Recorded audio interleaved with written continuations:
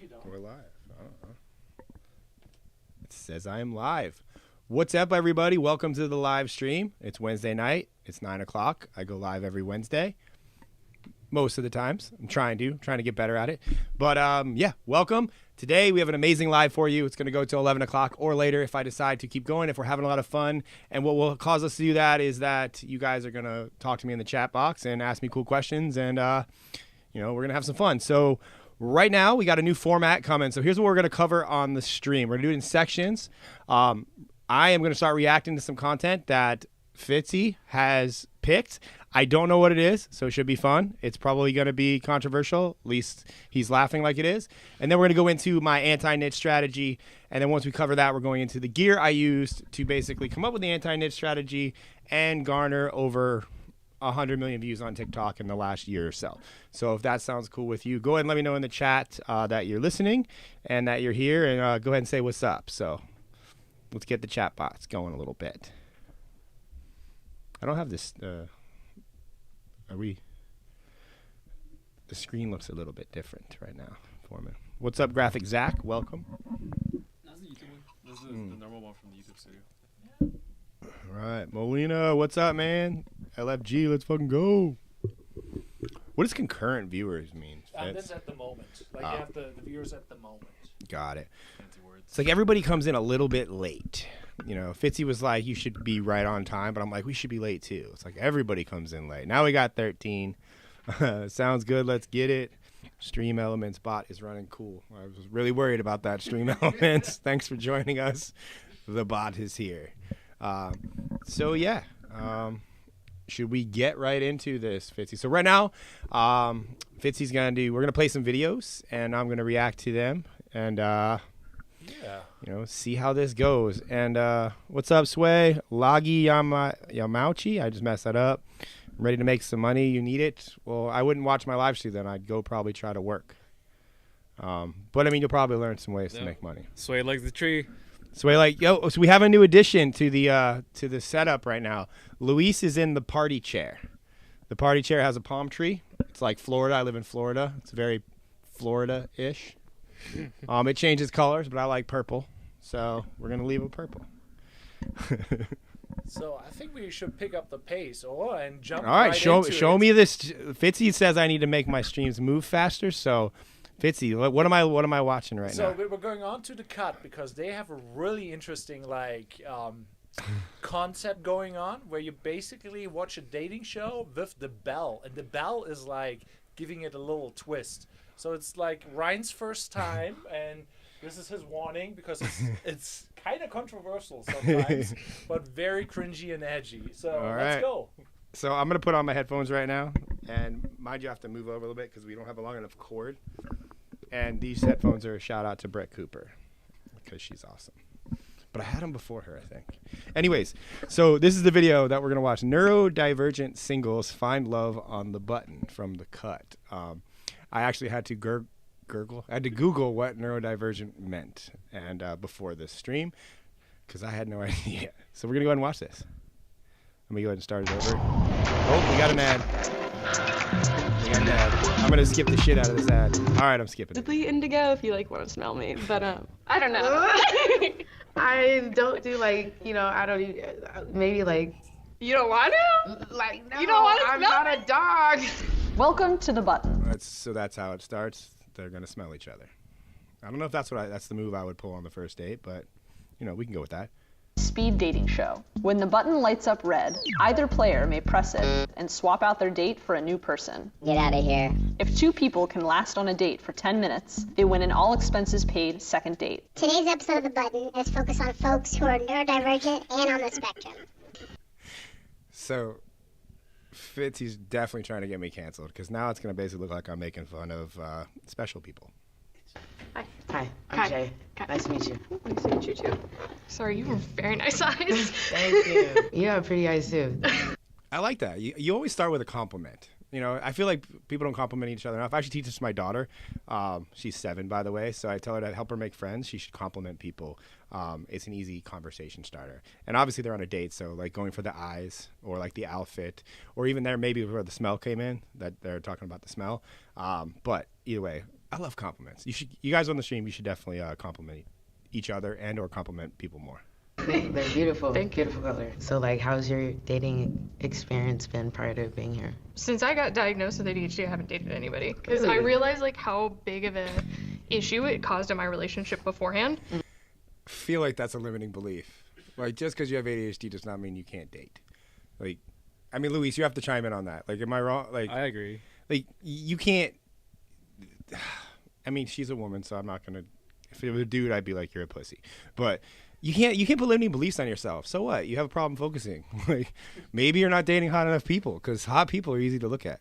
Mm-hmm. But I didn't have any words for it. My ex would just get frustrated with me all the time. I was like, why don't you help with the dishes? Why do you get so like into like crafting and like don't like help me around the house and stuff like that? And then I got the ADHD diagnosis and I was like, oh, it's because like my brain just does not work the way that your brain works. So I think it's good to have people who understand where you're coming from that.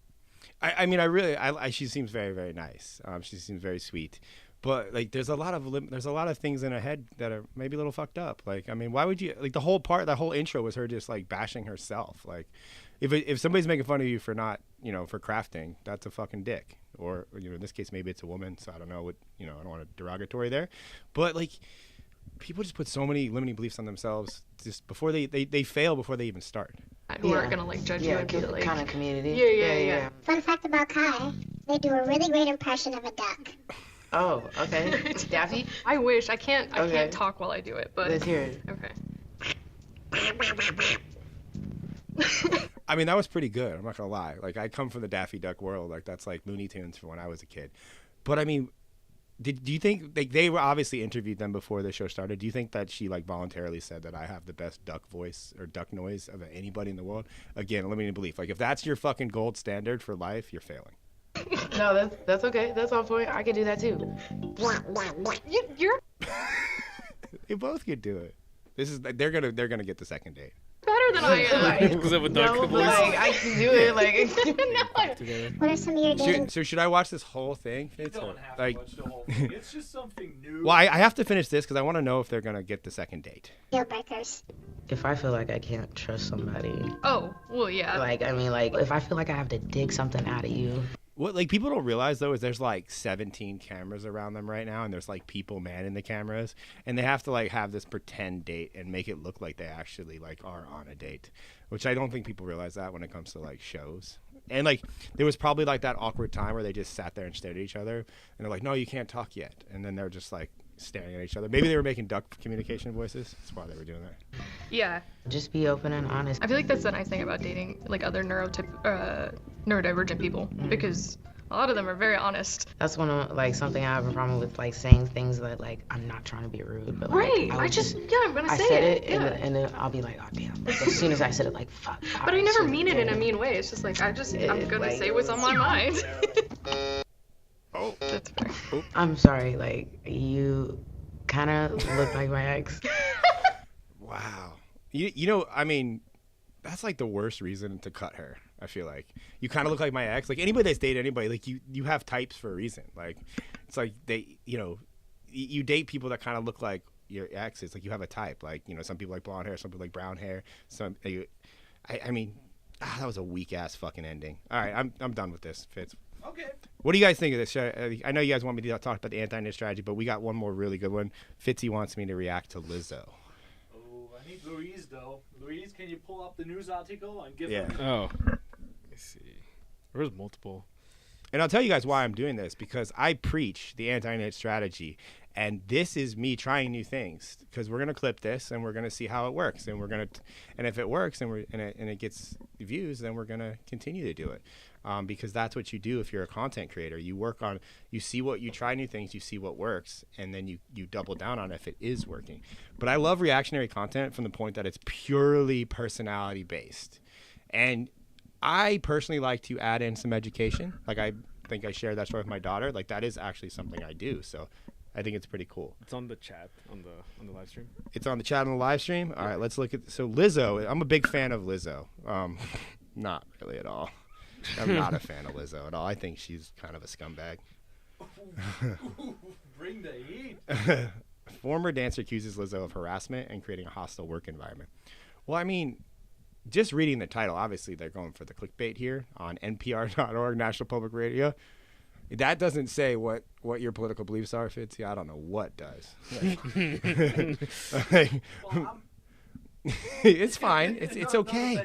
It's like I'm friends with both sides. Michael Jordan sells shoes to all people. I make content for both Democrats and Republicans. So don't cancel me, motherfuckers. So, anyways, but look at Lizzo. Like, does she look like a happy person? Let's be honest. Like, she's like 400 pounds. Like, I know she's body positivity, and I know everybody, like, she preaches that. And I think everybody should love their body, but they should love to improve their body, especially if you look like Lizzo. And then this is gonna get me lots of hate because like, who the fuck's this guy? It's like, I do my best to eat right. I track macros. I go to CrossFit 3-4 days a week. I, am generally concerned about the amount of sugar I intake. Not sugar-free Red Bull though. I definitely I'm Lizzo big on sugar-free Red Bull. But anyways, 3 professional dancers are demanding a jury trial in the lawsuit against Lizzo, a 4-time Grammy-winning artist known for celebrating body positivity for allegedly creating a hostile work environment. The allegations include sexual, racial, and religious harassment and false imprisonment. What the fuck does that? False imprisonment. The suit brought against a 35-year-old. That's her real name, professionally known as Lizzo. I'd probably go with Lizzo too. So Lizzo's a good name though, like for a character. Like, I mean, she definitely made a character out of herself. Was filed at the Los Angeles Superior Court on Tuesday. It paints a picture of an allegedly hostile work environment in stark contrast to how she portrays herself to the public. Like, what are they mad at? Lizzo's former dancers, Ariana Davis, Crystal Williams, and Noel Rodriguez filed a total of 9 charges. Like, they were probably planning this. Like, maybe Lizzo's like needed attention and they did this on purpose too. That could be something like that. People do that all the time. Manufacture news, and like NPR is just dying to look up something. During that time, dancers were weight shamed. The irony of Lizzo weight shaming somebody, though, if that's actually true, I got to go with Lizzo here. I don't think that's actually true because she probably knows better. If you're that big and you're making fun of other people for their weight, you're kind of fucked up. But I mean, maybe she was talking shit because they were in shape because they're backup dancers. So maybe she's jealous. I'm going to go with she's jealous. But if she actually did, forced to endure sexually denigrating behavior and preaching about sexuality and Christianity, and were pressured into participating in disturbing sex shows. I mean, I don't need to read anymore. Sex shows? Like, I mean, sometimes I feel like people might, like, unless they prove all this, like, this could be allegations. I mean, let's be real. There's been allegations against the last president for like 10 years now, I feel like. But, it's like, unless they prove it, it's like, I got to side with Lizzo here. They might just be like they're mad at her or like she didn't pay them enough. But, I mean, the irony of Lizzo weight shaming somebody is fucking incredible. I mean, I agree with that. Luis? I agree with that. She actually, I found her weight. She, I love that Luis this is what I do. Looked up her weight. Well, she actually lost weight. She used to be 308 pounds before, and now she's 260. So, shout out to losing weight. That's great. Yeah, no, I mean, you gotta improve yourself. Like, that's the thing. Like, I'm all like, body positivity is a great thing, but I also feel like there needs to be body reality. Body reality is like, this is where I am now. This is where I'm trying to go, and this is what I'm going to do to get there. I don't need to celebrate kind of what I've done in the past because obviously it's not working. Like, and in Lizzo's case, that's not working. Like, yeah, she can be happy, but she will have complications as she gets older, and that's the truth. I mean, I always am fascinated about, like, because I mean, being on camera so much and making content, like, you become hyper aware of your physique and your what you're portraying on camera. And somebody like Lizzo being in the public eye, I mean, Luis makes fun of me all the time. Like, I have borderline eating disorders too. I just fast. I call it fasting because I'm like, I just fast. It's like, well, no, I'm just not eating because I know I have to be on camera and I want my jawline to look good and I don't want to look fat. He doesn't eat till like 5 p.m. sometimes because we got to film. It's like, bro, like, go get some egg cups at Starbucks. They're not that good. It doesn't matter. You need food. And you always get the egg cups with all the fucking bacon. I do. We like literally buy egg cups all the time, and Luis gets like, we'll get like 4 of them, like two and two each. So it's like 8 total, and they're like, I just hand the ones to Luis, and his always have more bacon than mine. I think they understand that I'm smaller, so I need to eat. I need the extra calories. I don't know. I might have a bone to pick with Starbucks, though. I don't know if anybody in the chat's been experiencing this, but I've gone to Starbucks the last 2 days in a row, and I've waited more than 20 minutes for my coffee. like I drink coffee, black coffee, and creamer. Like that doesn't take 20 minutes to make. How long should it take? I mean, reasonably. Like today, I ordered a breakfast sandwich and a coffee, and I got the breakfast sandwich within 5 minutes. And the coffee took I timed it because I was curious. It took 26 minutes to get the coffee. Was there a lot of people? Yeah, I mean, it was busy, but I just don't feel like it was that busy. Like, I just feel like that there was maybe some laziness happening behind the counter. I don't know. But anyways, maybe you guys, I think Starbucks, I think they're a very efficient company. I have a love for Starbucks because it's you can go to Starbucks anywhere and they have the same things. But they don't always taste the same either. Some coffee, airport Starbucks tastes different than the Starbucks right by my house. And the Starbucks by my house tastes different than the one by the studio. Do you experience that? Am I the only one? No. Please let me know I'm not the only one. There's some inconsistencies here and there, but for the most part, it's reliable. Yeah. So, anyways, moving on. So that was the reactionary portion of the show, and if Fitzy finds anything good, he's gonna interrupt me and make me do it again. But I generally enjoy that type of stuff, and I know it's different. What's that? Trial and error. Trial and error. If it works, it works. If it doesn't, cool. But Brian Bates is on the show. Who? Brian Bates. I don't even remember him. I don't want. You just made me not remember. Now I look like a dick. I'm sorry, Brian. He took photos of me when I was in Texas. I'm sorry, Brian. I generally, it's getting hard for me to remember people. When we go to events too, specifically, I'm DM me. It's actually, this is a tip. If you meet somebody, especially at an event, there's you should do a couple things. One, DM them immediately on Instagram. It was great meeting you here, or just where. Love that we talked about. Pick something from that you had a conversation about, and then include a picture, so I can put the face to your name to what we talked about. If you're doing that, that's a great way to network. And it can be just a quick selfie. Don't post. I mean, you don't have to post it. It's more for private. But that is when people do that for me and in the DMs when I meet them at at Pineda's last event, I probably met 400 people over the course of I don't know. It was a lot. It was 7 days. It was we were there for a week. There was 1,300 people at the seminar. I don't even know. I don't even remember who I filmed videos with. So now I'm oh. And we struggle with that too because we forget. We have to ask people their names when we're filming. And this is a tip. If you're filming in bulk volume, make sure you ask somebody their Instagram handle while you're recording. So that way you can tag them and remember who they are later. If you're in a situation where you're filming with a lot of people, because that happens. It's I'm not trying to forget people, but I do. It's hard to remember Instagram names especially when they're not your name, even if it's your name.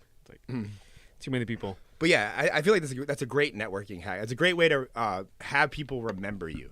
I'm gonna make that. If you want to have people remember you, just to summarize this, if you want to have people remember you, and you meet them at an event or a seminar or in the street, even take a quick picture with them, a selfie, and then immediately DM them on Instagram and say, "Hey, it was great meeting you, X. It was great meeting you at Starbucks. I love that we chatted about how you bulk film with some of your clients and how you make sure to include their Instagram handles so you remember their names. That's going to be game changing for my business. And by the way, I know my name's on my Instagram, but it's also, X." Just a real quick message. And it's probably going to go to their request folder too. But when they see it, they're "Oh, I fucking remember that guy or girl. She or he was awesome." But just a hack for you. So now we're going to go into, I'm going to have to put the mic down. I need my hand. Should I use my whiteboard for this? That would do it. Yes, I'm going to use my whiteboard for the anti-niche strategy. Fitzy, there is a towel underneath that myriad of cables right there. Hold on. You're in the wrong spot, brother. You're straight ahead. Nope. Under the desk. No, where the water is. You guys can under? watch what he's doing right now. It is absolutely hilarious. Come here. Under Jesus, the Fitz, table. It's under the table. Oh, just. Yeah, under. What no, is under, that? Under. There we go. Thank you. We got the towel. Oh, God. And I'm going to need a marker too, which is right where you just got this from. I got you. I gotta take my hoodie. I gotta take my sleeveless hoodie off. Can Was you open that that door, Fitzy? It's just getting hot. Is that a Sharpie or is that a marker? That's a Sharpie. I need like a dry erase. Oh God, he's gonna throw them. They were there. I know I'm being. You know, I got you. I need the little ones. What? That one. What? There you go. What do you mean the little ones? No, when you're writing on a black, these are way easier than like these. Like these make me look like I'm like my daughter, like just scribbling. Wow, it got 10 degrees cooler when we opened that. All right, I'm gonna take these off too. Anyways, all right, guys. So drop in the comments right now reservations or like things that you like. Why you won't post videos that aren't within your niche? Like, what are some of your concerns? Because I'm gonna debunk all that shit right now. Big words. Like Debunk. And what I mean by that is like why. Like, if I told you to make videos for the next 30 days that had nothing to do with what you're actually knowledgeable in, what is stopping you? Why you're like, oh, that's not a good idea, Ryan. You're an idiot. It obviously doesn't work.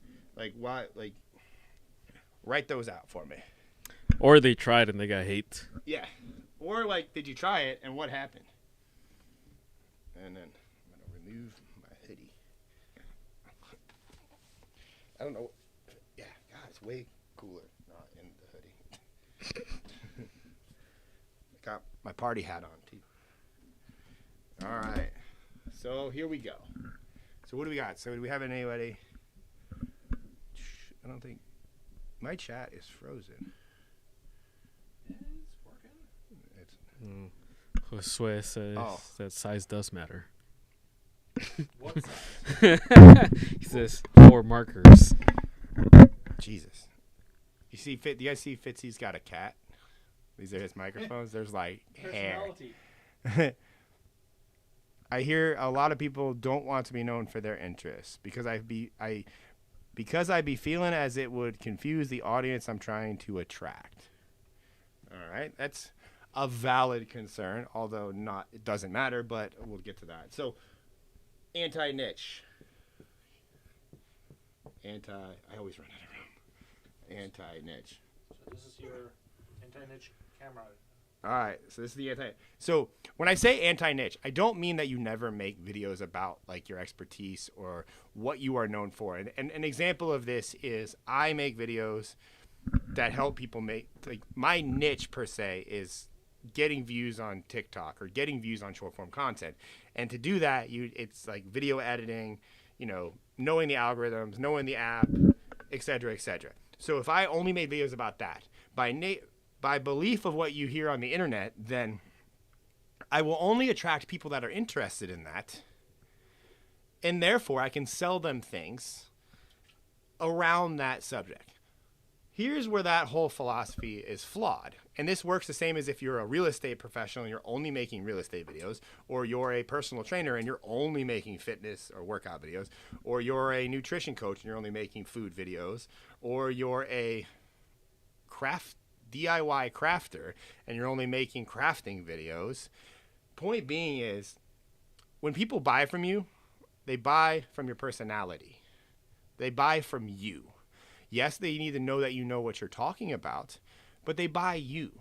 And all the people that you follow on the internet right now, that you probably look up to as far as, man, I really like their content, they don't have a niche. All the videos that they're making that are getting views are not around their actual niche. Take, for example, Grant Cardone. His real estate videos do not get millions of views. His sales script videos do. His daughter, when he's teaching his daughter things, they get millions of views. When he is flying in his private jet, they get millions of views. When he is talking about things that he bought, they are getting millions of views.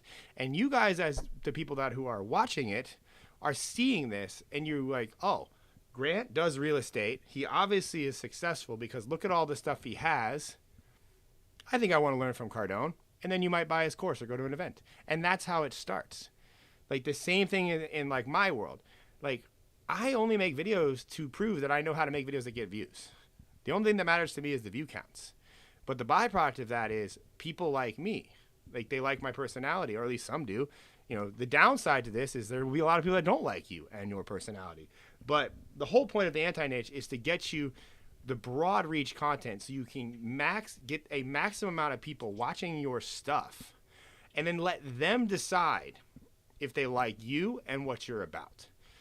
if you just start with, I only make content targeting basket weaving and crafting of basket weavers, you're only going to get a small amount of people. And the algorithm might show it to those people, but generally speaking, the algorithm is just going to show it to a group of people, because the algorithm, even if you tag it basket weaving and all this stuff, you put a good title, unless the video gets liked, comments, shared, watched all the way through, the algorithm isn't going to show it to enough people. You have to get shown to people and then let them decide if they like you or not.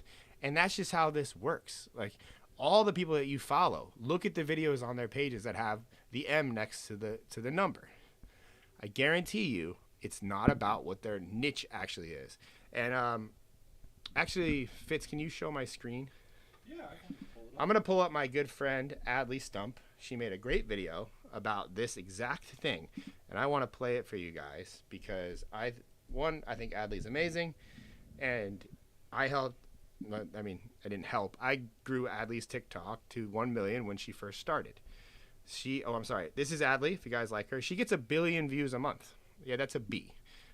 Like, I'm small time compared to her. Like, the biggest creators on the internet are small time compared to her.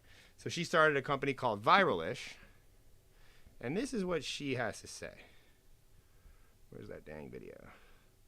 Because she shares my similar viewpoint, which is I kind of adopted it from her, where I don't believe in trying to get followers, I believe in trying to get views. And that's where the anti-niche strategy comes in, because the more you go outside your niche, the more views you're going to get. So I'm going to play this video from Adley here. Trying to grow your followers. The only focus should be on growing your views. That is how we average over 1 billion views every single month and grow over tens of thousands of followers every single week for our branded channels. If you create content with the goal of simply gaining followers or pleasing a certain audience, you will forever be answering to that audience, only creating content that they either approve or disapprove of. You'll be like a puppet. And people pleasing as a content creator and a creative is a very difficult and unfulfilling place to be. You're going for views because the more viral a video goes, the more types of people that it's reaching, and the more people are hearing your message or being entertained by you, many of which are going to resonate with it and end up following you. And if you want to make money from your content, try focusing on creating videos that are widely relatable and capture attention to increase your chances of virality, reaching the widest audience possible. And I promise you, you'll get your followers. Stop. So I love that video because it summarizes pretty much everything that I've encapsulated over the last 2 years. But so more clarity on the anti-niche. Okay. When I say anti-niche, I mean pro your personality. You switch from making videos about what you are getting paid to do to what you actually enjoy talking about and what you actually enjoy doing. That's where we created a strategy called the HEM strategy, which is short for Hemingway. As in, if you write anything, there's an app, you can look it up, it's on the internet, it's called the Hemingway app. You can copy and paste your writing into it, and it will tell you what grade level your reading will be understood at. Most people, when you get over the age of 18, you graduate high school, you're trained to kind of write at a higher level. People don't comprehend that because short attention spans, internet, all the things, lots of distractions. People just have naturally started reading at a dumber level. And the level that they tell you based on the Hemingway app that you should write at, to where your writing is understood by all, is second grade level. So in video, when you make a video, you don't speak at a second grade level. You speak at wherever you are with the knowledge you have at that moment. So I'm speaking at, professor grade level when it comes to TikTok and getting views. So is Adley. Like Cardone speaks at, professor grade real estate talk when he talks about buying apartment buildings and all those things. Alex Hormozy, when it comes to acquiring companies, he has a PhD in that. He is the smartest that you can get. But when you're talking to somebody that doesn't understand that, you have to dumb the language down. So that's where the hem of the Hemingway strategy comes from, because we need to make videos that are dumbed down. And how do you do that? Well, naturally, when you're passionate about something, whether it be a hobby or an interest, and that is, so I'm going to write out the HEM strategy. I know. Beautiful. Great writing. So the H is hobbies and interests. Now, if you're struggling to make content, it shouldn't be hard for you to come up with 20 videos or so a month of things that you do as a hobby or you're interested in. And let's say this breaks down. Like, I know Sway is on this call. Sway recently got pretty good at pickleball. So pickleball that's a hobby and it's an interest. If I talk to Sway about, now Sway hasn't been doing pickleball for, his whole life. So he's at more of a beginner level at playing pickleball. So if I say, hey, Sway, I'm thinking about starting pickleball, what do you recommend I buy? Or what do you recommend I get? Or how many times a week should I play? He's going to have a better answer than a professional pickleball player because he's just a little bit ahead of me. So he can make pickleball videos. And you can probably come up with 5 pickleball videos. Now remember, we're trying to get on a span of we're making 30 videos a month because we're posting a video every day. So what I like to break this down is 20 of your videos a month should be hobbies and interest based. So he can make 5 around pickleball. Maybe, Sway, I'm using you as an example, Sway, I'm sorry. Sway is, as far as I know, he's a single guy. So he's dating. He's probably going on dating apps. He can make videos about his experiences on dating apps. Those are wildly relatable to a massive audience. If he delivers those messages well and he's, slightly funny, a little bit charismatic, he's probably going to gain followers about his dating stories. Same with his pickleball. He could also, talk about, he does, sales, which is kind of making money. So making money is an interest for people. Cigars. Making money. Cigars. I know Sway likes cigars. He does a lot of networking. Networking, if you like making friends. Making friends, networking. If you struggle making friends, which a lot of people do, he can make videos around that. But this is just a hobby and interest. Like, this list could keep going. And I'm sure that you guys watching this in the chat have a massive list too. And I would encourage you guys to, maybe not buy a whiteboard like this, but take out your note doc on your iPhone. Because if you don't have an iPhone, I don't understand you. And write down your hobbies and your interests and things you can make videos about. And then we have the E. The E stands for expertise. Now, expertise. When it comes to the E, you're going to be making 5 videos a month. So now we're at 25 total. Now, if I had to, the H part of this, think about this as anything that you enjoy or want to talk about that you probably will never get paid to do. Tinder. Sway got banned from Tinder once. Of course you got banned from Tinder, Sway. You probably talk too intelligently for Tinder. Sway is a very smart guy, and he uses really eloquent words. Anyway, so Pulling too many girls. Expertise. Messaging too many girls. You a hoe. Too productive. Anyway, so expertise. If you have to think about this as any job you've had in the past where you've been paid. Like, for example, in my case, I used to be a door and window salesman at Lowe's, which is a retail job. I've worked in retail. I worked in retail for almost 10 years. It's safe to say I'm an expert at, retail business. So I can make videos about retail businesses, which is a bigger market. Reaches a lot of people. Retail stores, Home Depot, Lowe's, Publix, grocery stores, Whole Foods. Those are retail, malls, Best Buys. A lot of people work there. A lot of people shop there. You can make videos about that, reach a lot of people. Same thing with, let's say you were a valet driver. Maybe you've driven a lot of cars. You have an expertise in parking cars. Well, valet, a lot of people have cars. So you just kind of, again, list these out. And think about this as anything you've been paid to do.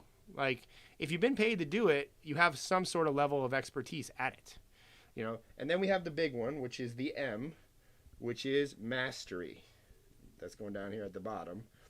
The mastery is basically what you guys want. Those are your niche videos. Those are what you are being paid to do right now. And most of the people, if you're trying to grow a following, you probably haven't achieved mastery yet.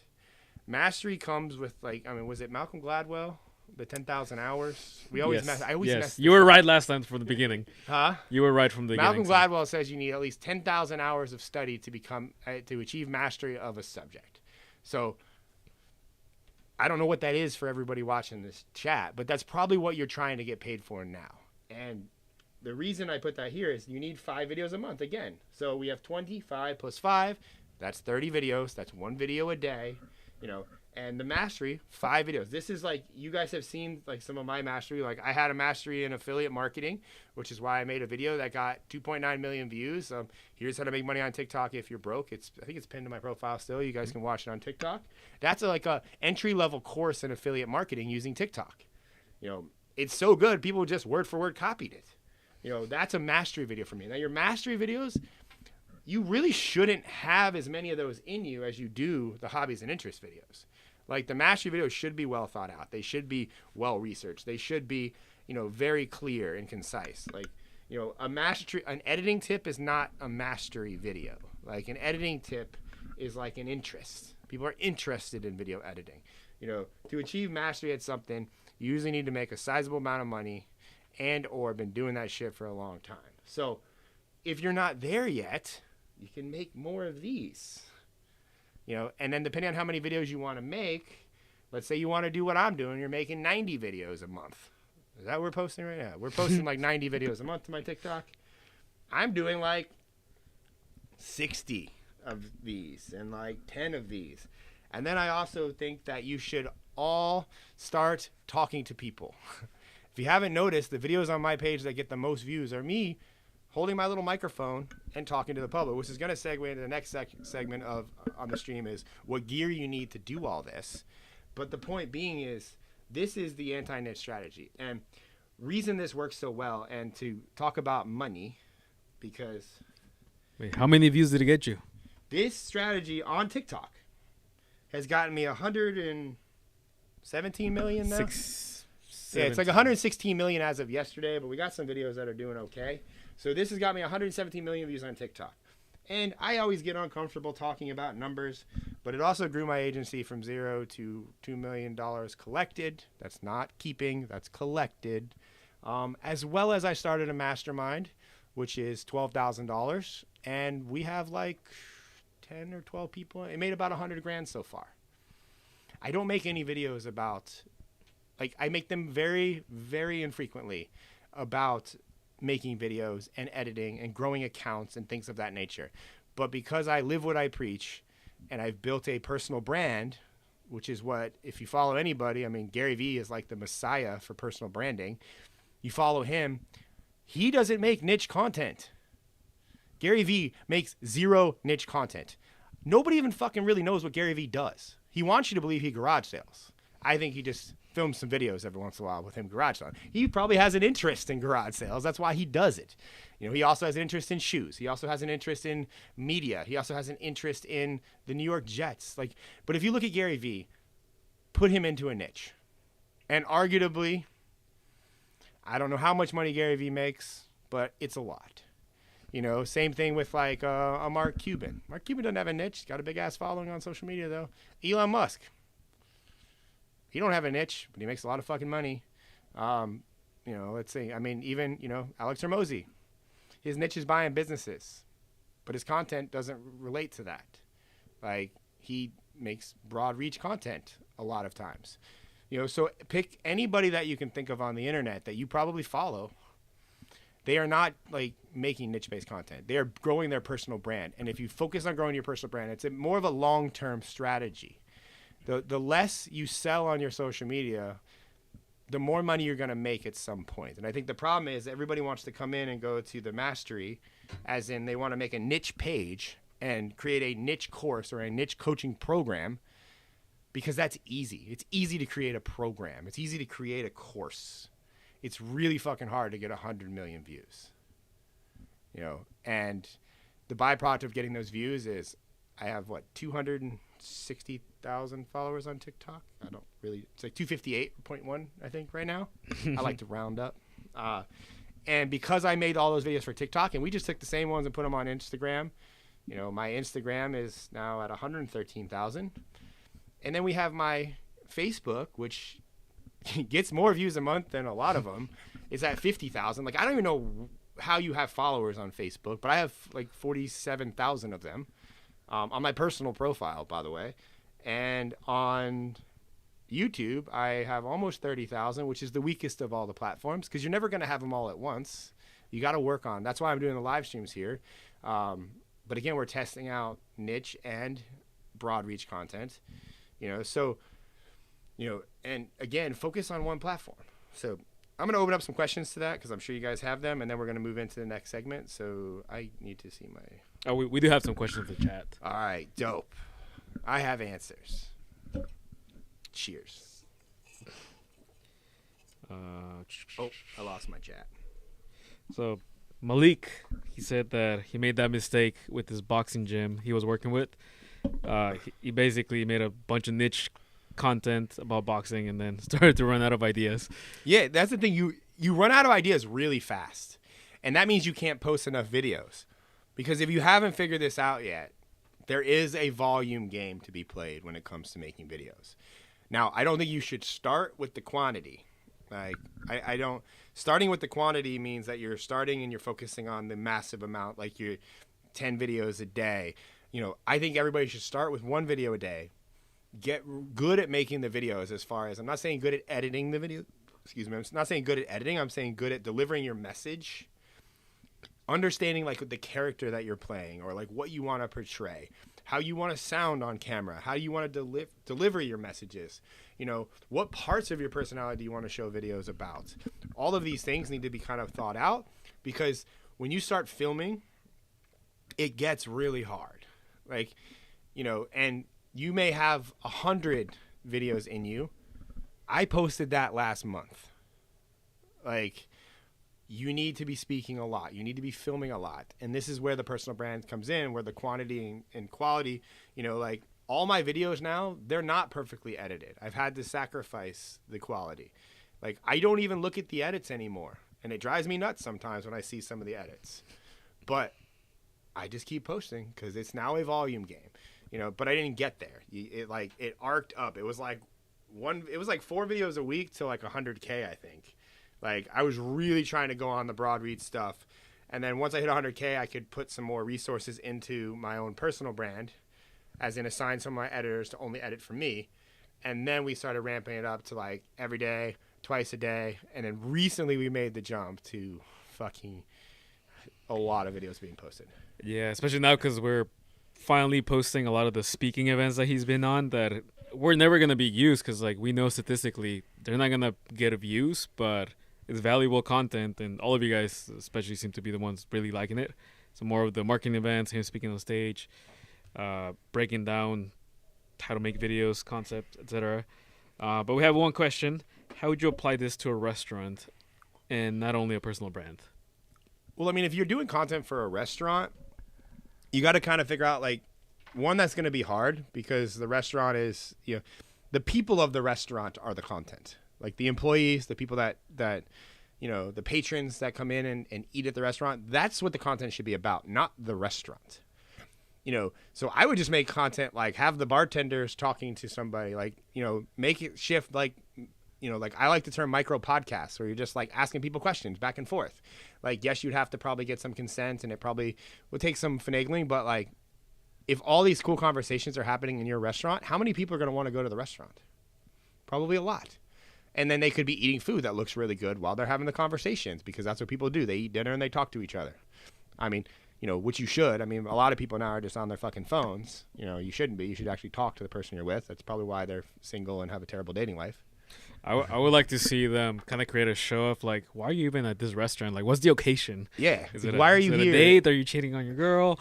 Is it are you getting married? Business proposal? How long you guys been together? Oh, but I mean, the whole point of back on the restaurant thing is, like, it could be about the employees, like, what they're doing, like how they're cooking the food, like show the behind the scenes, show the kitchen, like show the shit, like. That would force the restaurant owner to keep that shit spotless if it's making videos about it. So, like, it's everything that isn't really, like, it just shouldn't be promo videos of the restaurant. Like, those could be every once in a while. Like, you just, like, throw together, like, a music video about, like, the Friday night, bartenders or something if it's hot chicks. But for the most part, it's, like, you want personalities. And, that's why restaurants, like, I don't remember the name of it. They have those restaurants where they talk shit to all the customers. Like, it's personality. They just roast the customers. But there's a guy that I think is doing restaurant really well, and I'll find his name, but he has a restaurant called Not Tacos. He's in San Diego. Not Tacos? Yeah. He has a massive YouTube channel too. Luis is undercover a foodie. Fucking awesome. He loves burgers. Oh, Sam the cooking guy. That's his name. Sam the cooking guy. Yes. He explains to you the science as to why he's cooking whatever he's cooking. And he has a taco place, but he kind of explains the reasons why he created those tacos the way he did. Mm-hmm. So I think more restaurants should talk about why they created the food that they have. Like that could just be personal stories. Personal stories. Or like why people order certain things. Or like what are some things that people can order that aren't on the menu? Like that's why secret menu item stuff crushes. Like cuz it's not like mainstream. It's like they're letting you behind the curtain. Like people want to be behind the scenes. That's why I love these live streams cuz like I'm not scripting this stuff. Like it's behind the scenes. Like we just got a party tree. You know? How much was that? I bought it for $100 on Amazon, and I had no idea what it was going to look like. But I think it's a good buy. I think it's a good purchase. I agree. It's very Florida. I need a pina colada in there. Yeah, we get Luis a pina colada. Yeah, we should get pina coladas with a floater. But I won't drink too many because those make you fat. You're on hormones. You don't get fat. Oh, Luis called me out. I am on hormones. I'm laced to the gills with hormones. Shout out Merrick Health. We can talk about that if you guys want. But anyways, Malik, back on what you were saying, you know, boxing content, like people like watching people fight. So like the actual fights are good content. But yes, like boxing training, like how many people want to actually get punched in the face? Not very many. Like statistically, people just don't want to get punched in the face. So you're not like the chances of that content getting a broad reach. And you want broad reach from, if it's a boxing gym, I want to reach everybody to let them know how cool it is to fight people and what you can learn about yourself from fighting people. So it's like, you know, how to defend yourself in fights, you know, is a better strategy. But, you know, point being is, yes, you're just going to you're going to run out of shit to say. And that's where the personality and expertise content comes, or the personality and the hobby and interest stuff comes in. And you got to be able to stomach people not liking like where you're coming from or who you are. Like if that's just going to happen if you start to make interest-based content, people will see your personality. Like we work with Ryan Pineda, and when he makes Tesla-related videos, they crush. They perform really well, and a lot of people hate on him for making Tesla videos. It's like, why are you talking about your car? Stick to real estate. Like you got to be able to stomach that. And that's kind of what Adley said in the video. Like people want to put you in a box. And you can sit in a box for a while, but eventually I can promise you're going to go crazy and you're not going to want to be in that box anymore. Like, and you're going to want to break free from that box that is niche-based content. Like, don't let people put you in that box. Like, everybody on this stream, like, that's like one of the things that I love to do with my, when I interview people is like, I want everybody is interesting to me. Like, everybody has something interesting about them. Like, you know, Fitzy is just as cool as Ryan Pineda to me. I'm going to ask him weird questions. Like, you know, like Fitzy knows a lot of things that, like, somebody like Ryan Pineda doesn't. And I want to extract that from Fitzy, you know. So it's by putting yourself in a box, you're just doing just that. I have a question, though. Oh, like, Fitzy's got a question. Yeah, so if you do interest-based content and you present your own opinions, how did it feel in the beginning? Like, you know, you got to try the awkwardness. Like, can you go into that a little bit? Because it's not easy. Well, you have to kind of, like, it's like, I relate everything to lifting weights. You gotta ease your way into it. Like reacting to Lizzo is probably like I'm nearing a 300-pound bench press. Like I feel like with that type of content, because obviously you guys saw I had some strong opinions on that, and I don't waver from that. And the more strength you have behind your opinions and your thoughts and your beliefs, and you translate that to video, the more views you're gonna get. But the byproduct of that, when he talks about how do I feel, when that passion starts coming out, those videos start getting views, the comments start happening. And the comments, they'll just ruin your day. I know everybody says, you know, oh, they're comments, just don't read them. It's like, you can't not read your comments. Like, you can't open your phone. Like, you open your app, you see them. Like, it's like the apps want you to see them. They want you to fucking feel bad about yourself. But I mean, if you go right now on the recent video that I posted on my TikTok and my Instagram, the video of me speaking at Ryan Pineda's event, the comments on TikTok are just fucking awful. The comments on Instagram are awesome. The video's got more views on TikTok, and it's also triggering a lot more people on TikTok, so it's probably going to keep climbing in views. But the point being is, you know, you have to dip your toe into the the hate that you're going to receive when you have strong opinions. And again, like everybody you follow on the internet, you're not following them if they have weak opinions. You're following them because they have strong opinions about specific things. And you either resonate with that or you don't. And if you're following them, you resonate with them. You know, it's not their niche. It's like the beliefs that like my anti-niche is about, that's my niche, but you guys resonate with that because it starts to make sense for you. Like this is also how cults are built. We're gonna talk about that, but actually, before we proceed to that, because that is fucking awesome. Think about it, where like people will know you for your profession, but like they'll stay with you for your personality. Yeah, we worked with a fitness guy. He's kind of a fitness, Ryan Fisher. He's a friend of mine now. Like we have a lot of videos together on my page. We just posted one I think yesterday. He makes a lot of fitness content, but he got 46 million views because we didn't make him do fitness content. And the light bulb moment for him was we had a podcast together. I actually shared it. I said, what do people do when they stop following your fitness program? Because nobody follows the same fitness program forever. You just get bored. You want to try new things. Like sometimes you're bodybuilding, sometimes you're CrossFitting, maybe you're doing high intensity, maybe you're going to Orange Theory, maybe you're going to a boot camp, maybe you're just doing calisthenics outside. But you really, I mean, once you're into fitness, you're constantly varying your programs over time. And I asked him, I was like, because he has Chalk Performance, and I was like, yo, like, what are you going to do when, like, let's say I join Chalk Performance and I'm like an avid Chalk Performance person and I'm going to the gym, I'm following the workouts, I'm getting results, and I do that for a year. And then I'm like, you know, man, I'm kind of bored, kind of miss some of the community. Like maybe I am going to go back to CrossFit because, you know, I like that they do like the get-togethers and I like the people, the different types of people that I work out with. So then I go back to CrossFit.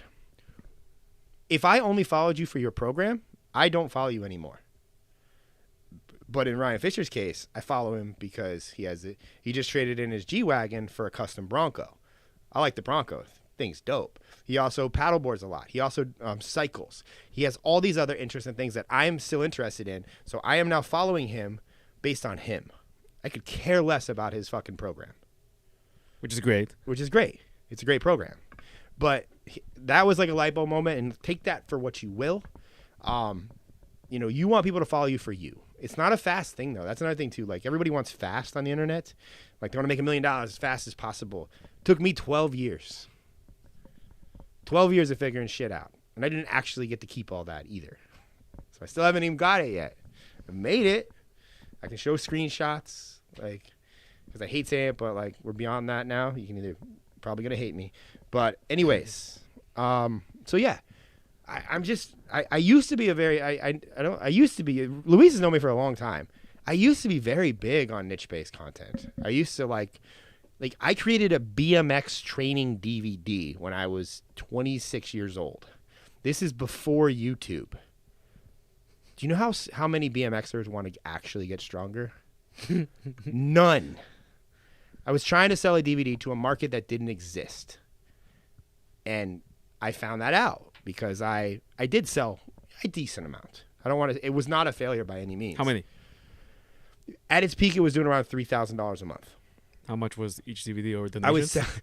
Well, depended on who I was talking to, because the price varied. The price varied because I was a broke ass kid living at home with his mom, who didn't want to live home with his parents anymore, and was like trying to be an adult, and I was just trying to hustle money. I sold it cost me $250 to produce. So anything over $2.50, I was making money. So I never really let it go for less than $10 though. Like it was like kind of like if I said 20 and the person pulled out a 10, I was like, it's your lucky day. I did, and then that's what I did, and I would sell it between bike races out of my backpack. Like I would go to a bike race. And it's like a 2-day bike race. You practice on Friday, you race on Saturday, you race on Sunday. But the pros, because I was professional, we didn't race until the evening or later in the day. I would get there early, and just walk around and talk to parents about training their kids and oh, by the way, I have a DVD. And that's how I sold it. I didn't have a website yet. It was super old school. I would leave with a stack of cash. It did get to where I was making more money selling the DVD than I was riding my bike because. Fortunately, I was not the best pro BMX racer. I was just okay. I was better than amateur, but not quite top pro. What did your conversation look like with the parent, and like how much did you make like per race? I mean, the most was like $1,000. I think I made in one weekend, like selling the DVD. And like the thing is, I mean, it's different now because everything's free now. Like back then, like I was using a site called Vidler. You know what? We're gonna talk about Vidler. Fuck Gary V. So YouTube had just started, and Vidler was a competitor because they like monetized. This is before YouTube paid anybody. So like, I watched the Gary V video once, and he's like Vidler, like, and I'm like, hey, Gary V's doing it. He's smarter than me. So I started uploading like my free training videos, and this is like. Parents were sharing these via email, like with the link, like it was like, and they were like chain emails and like, but I just, and the training for BMXers was only related to like they had the coaches, like, and they charged a lot, you know, which they should. They were doing personalized training, and it's like, and like the pros had coaches, but like the parents, you know, BMX was not what I would consider a lucrative sport. It's more of a, I mean. It's not like a poor sport, but it's not like a street sport. Yeah, it's not motocross, you know, and that's the barrier of entry. I talk about this a lot when it comes to like what I call high dollar hobbies. The barrier of entry at BMX is a bike, and a BMX bike, a nice one, $1,500, $2,000 one time, and it lasts a long time. You know, and you can get cheaper and you start cheaper, but like when you're at the competitive level, that's like what you're spending. And then to go to bike races, it's like once a month you go to a bike race, you know, so. The cost of BMX, like the average person, like the demographic that did BMX, I would say was, you know, very more middle class, probably average between 75 to 100,000 a year, you know, and it might have been skewing. This is like 10 years ago, so it might have even been less than that. It's probably gone up a little bit, but that target demographic doesn't have expandable income, like so it was like I was just giving away everything for free. And that's like why they liked me. Like, I don't even think it was that good, but I was the only one putting free stuff out there. And it changed like BMX. There's a couple of BMXers that follow me now that have reached out that, you know, have taught like I was the first one to do it. Now there's like, they all have membership sites. They all have coaching programs. They all do the internet. I was just really fucking early. But fun fact about me there. So do you hate or love Gary Vee now? Yeah. So the reason why I have a strong opinion about that is because I listen to Gary. I listen to my influencer, my guy. But what I didn't know is he didn't disclose at the time that he was an investor in Vidler. Like, and YouTube was the better option. Like, you know, my good friend Elliot Hulse, he started posting football training videos on YouTube the same time I started posting BMX training videos. He used YouTube because he didn't believe Gary Vee. I was like, I trust Gary. Well, a year later, Vidler shut down, along with like 200 videos I had posted that I never got back. So it was like, and Gary Vee just never talked about it again. It's like the first time I learned, like, oh, people have interests. Like they have financial interests in things. So, and you should do your due diligence when you're looking at people and vet them for that. So that's why I don't hate Gary Vee. I think he's very smart. But I was like, oh, I was so mad at him at that moment. Just listen to his. He didn't make the right choice, the right pick, long term. Yeah. But. So, but yeah. What else? Any other questions about anti-niche? I mean, there was Graphic Sack said that to fix I'm assuming the hate comment thing, it's like, oh, just get a work phone and a personal phone. If only you knew how many phones. Yeah, we have how many phones? I think 6 work phones. There's like 6 or 7, and then I have my personal phone, which is the worst phone ever. It's an iPhone mini. Yeah, you gotta get a big phone. I'm not getting a big phone. Get a big one. They stopped making the mini. Size matters. Size does matter. I'm annoyed that they stopped making the mini because this thing. I wear tight pants. I have short shorts. That phone is too big to put in my pants. Now I have to have like a fanny pack to hold my phone. Just be like Brandon Carter. Wear what do they call those? The satchel. Brandon Carter doesn't influence me at all. It's got a bracelet now. Someone said you gave Graphics Act too. You gave me a great idea. Thank you. I think he was referring back to like the anti-niche strategy. Awesome, Zach. Clinic Flow AI says link to Mastermind. link to Mastermind. If you want to join Mastermind, I will tell you, we've doing studies on the demographics. It's typically fitted for somebody who's making around 100. Their business is making 150K plus per year. You could just shoot me a message on Instagram, Mastermind, and we'll reach back out to you. And if you do that now, you'll probably talk to my homie Sway, who's on the call. Sway's the concierge, so he helps a lot of the Mastermind members. Concierge, is he good name instead of like customer service? Like we call Sway a concierge. Is that equivalent to what was the butler in Batman? Oh, Alfred? Yeah, would he be equivalent or no? Well, like a different category? No, concierge is like you go to a Ritz-Carlton hotel and you get a concierge.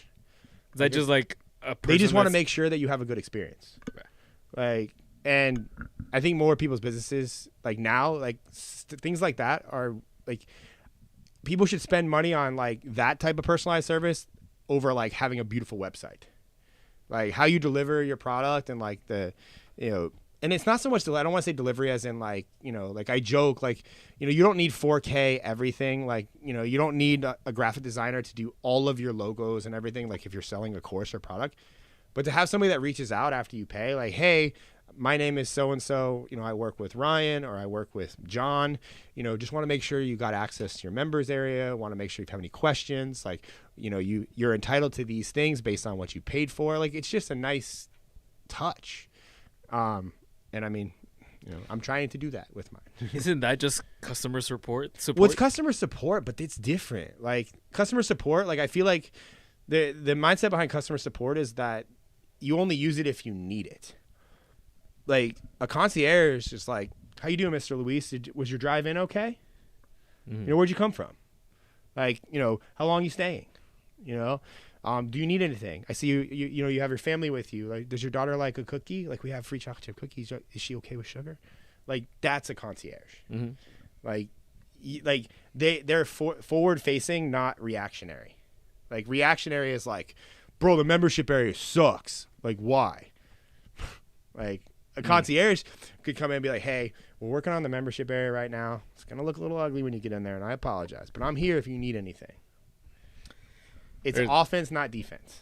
There's a business idea there for a lot of industries. Yeah, like they don't have that attention. No, like any coaching program, or like you don't want to. I don't want to say you don't. Like for lower tiered products, how cool would that be if somebody reached out to you, even if it was like a $10 product? I know you probably can't scale that as you ramp things up, but like I am fascinated by the unscalable, like, which is why we fly to every single one of our clients to film. Like, I feel like there's an opportunity for an AI to be like for the lower tier products, like AI concierge. Yeah, like an AI. But it's like, but they're gonna know it's a bot. Like, only if you know go if on, you're like when you to go to like bestbuy.com and like the chat bot pops up, you're like, fuck you. Like, I don't want to talk to a robot. Like, I hate not talking to somebody. I don't know. Like, I'm old school. So Amazon does it well? Because they have real humans. No. Amazon, the one thing that Amazon does well is the return policy. Like, it's just, they don't even make you have a box anymore. You just drop it off at a UPS store and they just scan your fucking phone and it's done. They box it up for you. Yeah, but if you message them, they'll be on the chat replying to you. Yeah, Apple has. You can ask them for a discount. They'll be like, sure. Well, that's probably a real person on there. It's probably all AI. Like, no, it has to be a real person.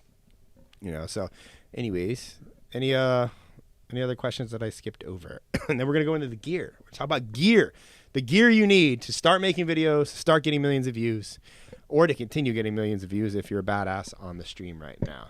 So if anybody has any more anti-Niz questions, obviously drop them. So this is a good one. Like, how long were you spending time on making content and editing before you hired someone to help? I had people working for me from day one, but they weren't editing my content. They were editing clients' content. But I've been editing videos myself personally for 8 years. Talk about your affiliate and your fashion days. Yeah, like I used to be what's called an affiliate marketer, and I used to just review products. Like, you can find some of them; they're still on YouTube. I have old channels. Like, I don't delete any of that stuff.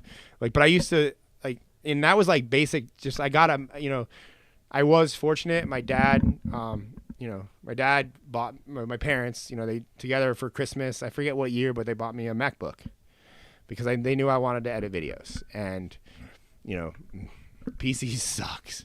Mac is just so much easier to fucking work with. So Macs came with iMovie, and I taught myself iMovie, and then I shortly after that discovered something called ScreenFlow.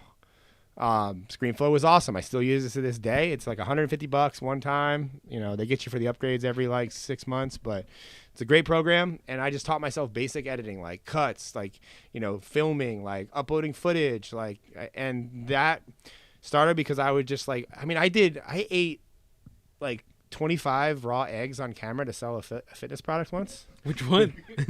It was Vince Gironda. It was like a fitness product called Vince Gironda's like egg diet. I think I know. It's on, if you search Ryan McGinn eats eggs, I bet it comes up. Maybe somebody, Luis, search that. See, but it was like I went live. I went live when live wasn't even cool, and I was just like, I'm gonna eat a raw egg every time somebody buys through my affiliate link. And I almost threw up at the end of it though. I'm not gonna lie. I found it. We gotta. We're not watching that live on the stream. We have to. Oh, you gotta send it to Fitz so we can watch this. Yeah, send it to Ryan and he pulls it up. Yeah. What'd you search? I'll put it on the chat. That's exactly what you told me. Oh. It's in the chat. It's in the chat. Hold on. Oh, here we go. All right, guys. So we're gonna watch. You eating raw eggs 11 years ago.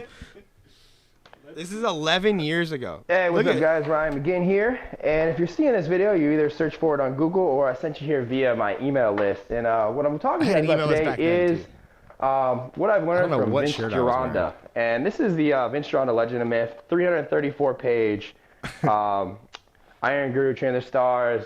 This is actually a softcover book of the ebook, which is referred to that link. This is like all I did was pitch. Like the hoopla. I wasn't really what he calls his all-protein muscle-building diet. God, I just talked about nothing. That's better. But if you got to, I bought these from Publix, a couple bucks in the shake. Phone here. But we're gonna do 2 raw eggs. Just was like when you had the sideways hat was a thing. So you do 2 to 4. I mean, it's the raw organic type of eggs, and if you do farm fresh, even better. Yeah, I put creamer in the it shake. Stuff, like it was a coffee. For the flow. I think I got it at Walmart. Protein. But what do I to the roof with this. It wasn't that good. And your heavy cream. Totally lying in this video. Kind of thick. I like that. That's the thing. You got to hold character. Can't break. But it tap gets water. a little chunky. Tap water ain't gonna kill me. And it takes a minute to break. The nutrients in the protein powder. I don't think I could have. I was so broke. I know you probably don't believe me right now, but I'm telling you, the egg cream, like, good shake. I'm just and waiting. It tastes Here we go. well. I mean, you could technically live off the raw eggs. Protein, high fat diets, no carbs. God, I talked a lot. If you're just into fitness and information, I've been doing it now. Energy to the trainer. Think about once again. Hope you guys check out the Vince Gironda Legend. Did I actually even drink it? Oh, there it is. Hey. And yeah, I did not like that, so I got right off the camera. Yeah, so that's a video I made 11 years ago. Like, I mean, you can see a lot. This is like old videos on my channel here. Like, this is like my first channel. Like, then it turned into my fashion channel. Like, I mean, I made some good videos. But yeah, like the fashion days, like I was editing my own stuff. Like back then. Like, well, I'll actually say that you were always, because you promoted a lot of affiliate products. You were always really good at talking and this, like, selling them. Yeah, like I just took other people's products as my own, and like I just reviewed them really well, which is a skill set. Like if you can review people's products, you can make a lot of money doing that. Like my affiliate days was like, you know, it was a 6-figure thing for a little while. Like, you know, it wasn't like, it was very up and down. Like I'd have waves of revenue. Did you follow a structure when you were doing the review, like a format? Mm-mm. It was just off the cuff. Yeah, just talking shit. Just how would people like? What would people want to know about this product that maybe the product creator is afraid to say? Kind of like how I interview people now. Like, what does somebody want to ask this person but is afraid to say? Like, that's how I kind of always made content. But I mean, that was, 11 years ago. So that was like, I was posting videos on here 11 years ago, and so it was like BMX, and then it went into like the affiliate reviews, and then I started Handsome Guy Secrets, which was like my fashion channel. But even those, they weren't very highly edited. Like they were like, I was still just talking, like I would just turn the camera on and film. And like a lot of those were filmed with my phone. Like when I started, I feel like that's a even more crucial skill now, because you got to be able to retain attention and like keep talking. Like a lot of people, you can edit everything out now. Yeah. So, I think more people, instead of spending their time learning how to become the best video editor, they should learn how to become a good talker. And that's not natural for a lot of people. Like, I mean, it's more natural for some, but you know, that's why I like these lives. Like, I'm just going to turn the camera on. We're going to talk for 2.5 hours. And, you know, if it's good, it's good. If it's not, oh, well, I'll get better. But, like, the gift of talking and, like, I would rather hold somebody's attention with my words than rely on an editor. Because, quite frankly, most editors aren't that good. So I need to rely on myself. I can control myself. I can't control what's being edited unless I'm editing it. And, you know, when you're doing things at scale, you have to outsource the editing. You have to hire it out or hire somebody in-house. Like, you can't focus on both because editing takes too long and you need to do other things. So, Zach saying, I can tell it was 11 years ago by the whole fit. You had to be there. Yeah, that's awesome. Yeah, 11 years ago, man. This was me in high school when, like, you would just tilt your hat a little bit. Like, that was the style. I still do that, not on purpose. No, it was like a thing back then, man. Like, I don't know. But I was also extreme sports kid. That's when I was a pro BMX racer. That's what I did. Like, that was like an apartment. That's actually the apartment where I met Kristen, my fiance, and I moved in on top of her and I was partying all the time. She came up to knock on my door and call me an asshole and tell me to stop partying, and I told her she was pretty. Now we're engaged. but yeah, that apartment was way more than I could afford back then. How much was that? It was a 1-bedroom, 1-bath apartment. It was here in downtown St. Petersburg. It was a brand new apartment building called Fusion. Like, they don't look as good now because they're like old. Like, but when they were brand, I was the 13th person to move in. Like, and Kristen, my fiance, was like the 7th. Like, and like, to prove my income, I showed like my PayPal transactions. And they gave me a fucking apartment off that. Like, I don't know why.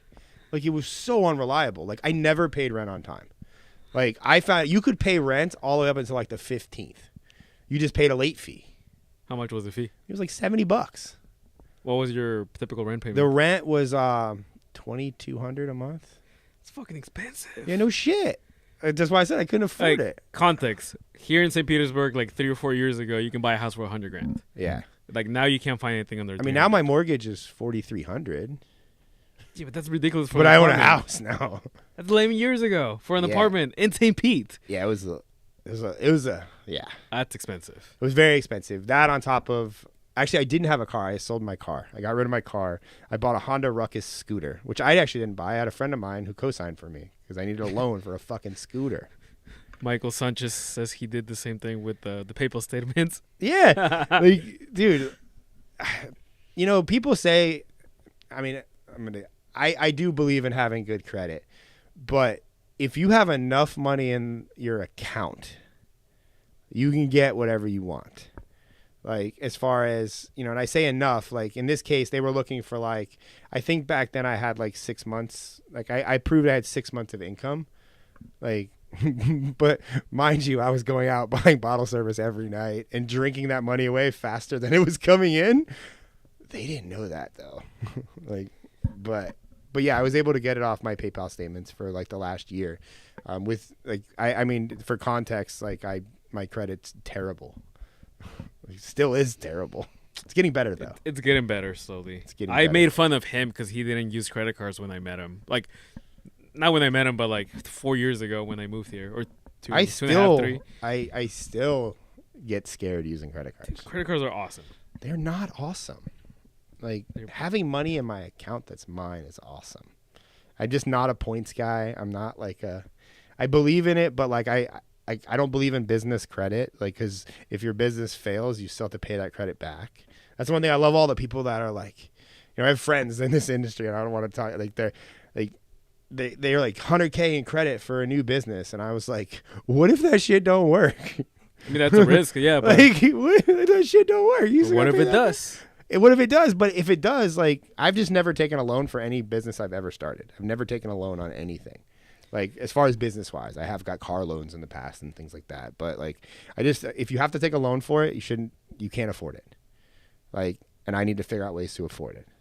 Now I understand like the way finances operate, and it makes sense for things to have that like a net 30 type of thing to where you pay them later. It makes sense now that I have a payroll of like a good person, an average person's yearly salary now. So yeah. I don't 100% agree. I think I know you're being a critic. I mean, that's one of the things we've always differed. But it takes. You have to bet on yourself and know that you can make the money back. Like That's true. That's where, like, if you know you can make the money back and you're gonna borrow $100,000, then you're making a decision just to borrow money because you know you're gonna be able to pay it back. Mm. If you're borrowing it, then don't care if you can't pay it back. Then that's just you're messing up your credit at that point. Cash flow over credit. Love it. So let's go into. I know we got on some tangents there. That's what I do. Fitzy's like, that was good though. That was good. That was credit. Okay, Fitzy's not yelling at me. So I am paying Fit.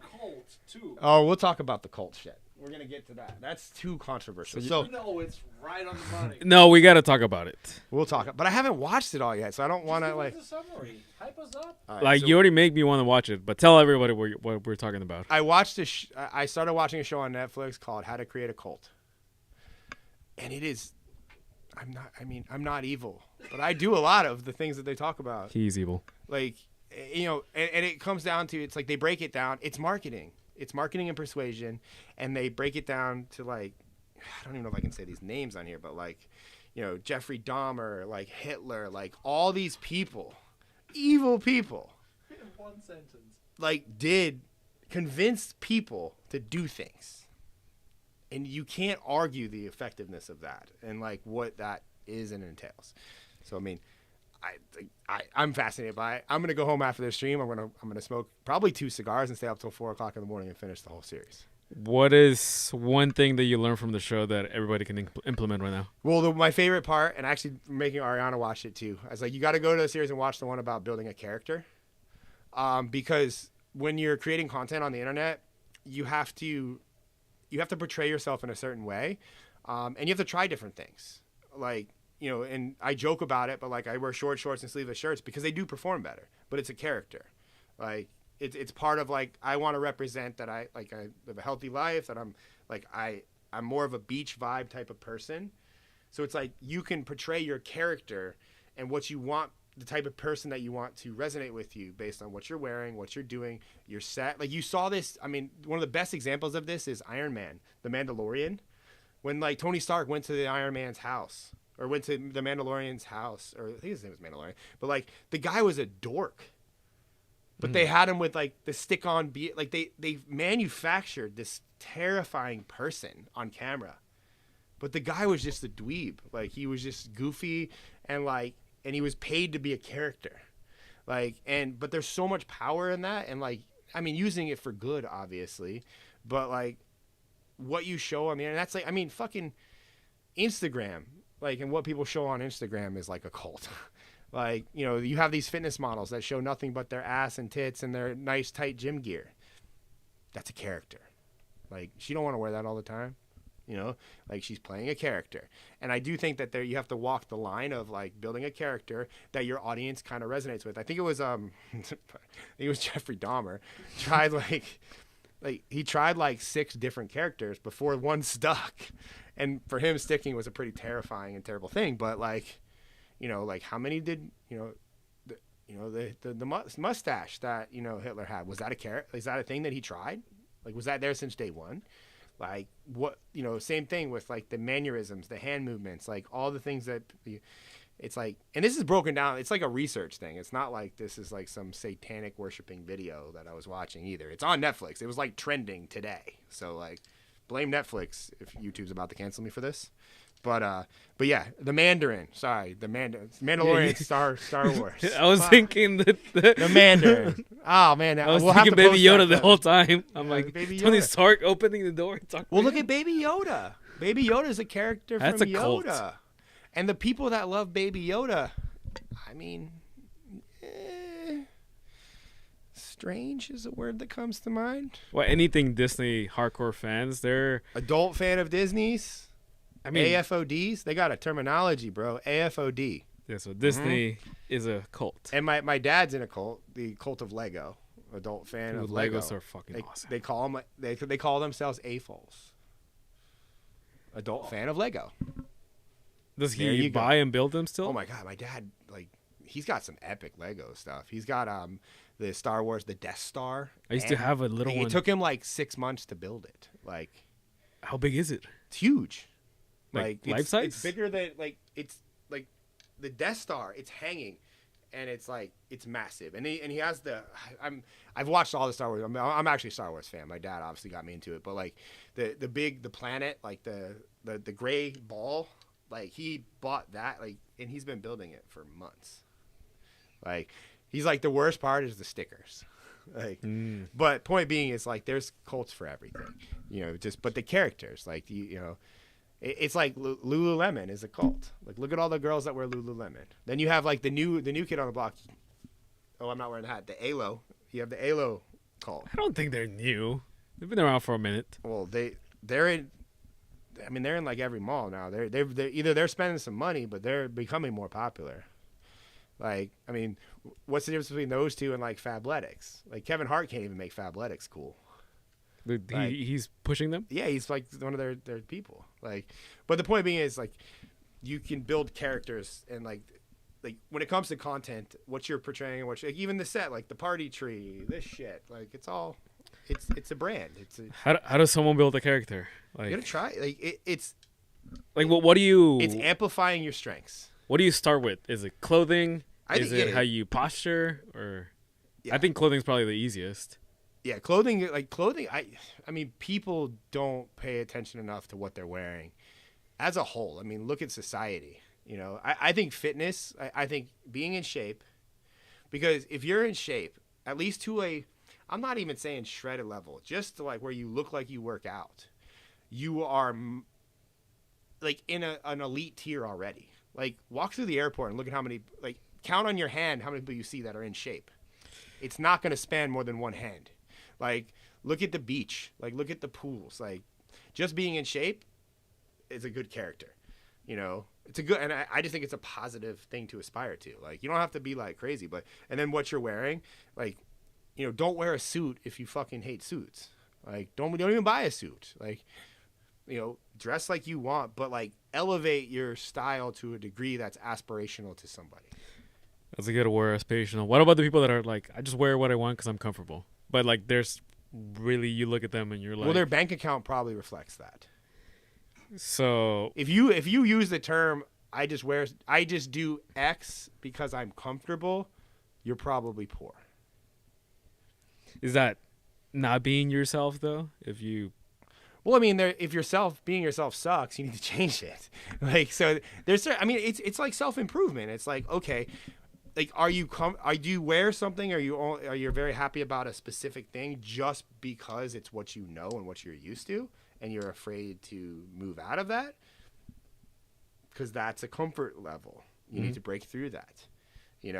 That's personal growth. That's like, it's like, yeah. But style's the easiest. Like, style's the easiest. But then it's also like, like, it's like you look at movies. Like, you can watch a Steven Spielberg movie and an M. Night Shyamalan movie, and they're filmed completely different in completely different styles. That's the person. And M. Night Shyamalan's kind of fucked up. I watched a recent video, like, Knock on the Cabin, too, with Kristen. Fucking creepy movie. But, like, it's like your style and, like, parts of you can be represented in like what you're portraying. Like, even like when we started doing the subtitles, they were parts of me. Just hit the lights, Fitzy. They were, those parts of me were like just turning the words a little bit or making something bigger. That was the copywriter in me coming out. So it's like, that was my style. It's like my fingerprint. Like, they use that term, like, put your fingerprint on things. Like, like, I know when I'm watching a Michael Bay movie. Like Transformers, he uses the same. If you watch any Michael Bay movie, he uses the same car scene where like the Transformer like cuts a car in half. It's the same as like like in Indiana Jones when like a ball rolls into something. It's like literally like the same shot. It's like his signature. It's in every movie. Like, that's like a character. I agree. I remember we did this experiment with you and Jason Capital where we went to a luxury store and like just to see the service and actually try on some like Gucci shoes or put on the suit, things that you're not used to like, because I'm still Red Bull number 2. Not the most fashion forward person. It's better though. You hang out with me long enough. It's improving slowly. But there's also, I mean, like you walk into a Gucci store and you walk into H&M, you feel different. Mm-hmm. The cult of Gucci, you know, or the cult of H&M. I'm not saying that one is better than the other, because like, for all I know, you're buying an H&M shirt with a Gucci logo. If you buy, I wouldn't buy a Gucci shirt because I think that's stupid. But you know, you can get similar brand shoes for like half the price without the Gucci logo. You know, so it's like you're paying for the experience and the concierge feeling of Gucci. You know, and the exclusivity and the price. You know, that's what you're paying to join the cult. So. Yep, that's a good mindset with everything everybody owns. You're paying to be part of that cult. Yeah, like why do you? And again, it comes to why should people follow you on the internet? Like the term, we use the term aspirational a lot in my company, but like if I watch somebody's videos, I'm immediately going, like, I'm judging them based on like what I'm seeing, and that's not on purpose. You're doing it subconsciously. You know, you're judging them on like if I can clearly see that they probably don't work out, I'm like, oh, man, I wonder if they would have more energy in their video if they worked out more, or I wonder if they ate better, they'd be able to sustain filming energy longer, or I wonder, you know, if there's somebody with a sugar-free Red Bull, I'm like, yo, my homie, like, what's up? We're like the same person because I'm in the cult of Red Bull, like, you know, so. People should pay attention to that. I just think that, but you should give people like if somebody sees a video of you, there should be an aspirational aspect to you, and that could just be the way you're presenting yourself on camera and talking. Like, you know, we talk about it. You know, certain clients we won't work with them. It's like because we don't believe them. We're like, I don't believe you make the money you say you do. Nothing in your life shows me that. Like, not saying you have to flex and do all this, but like. If you're trying to teach people how to make $1 million, you should look like you make $1 million. How do you look like you make $1 million? I don't know. Like, it's the. I mean, I do know. Like, there's certain things that as your income increases, there's certain like the way you say things and the way you react to certain things changes. And I can only say this as the company has started to become more successful. Like, you think more long term.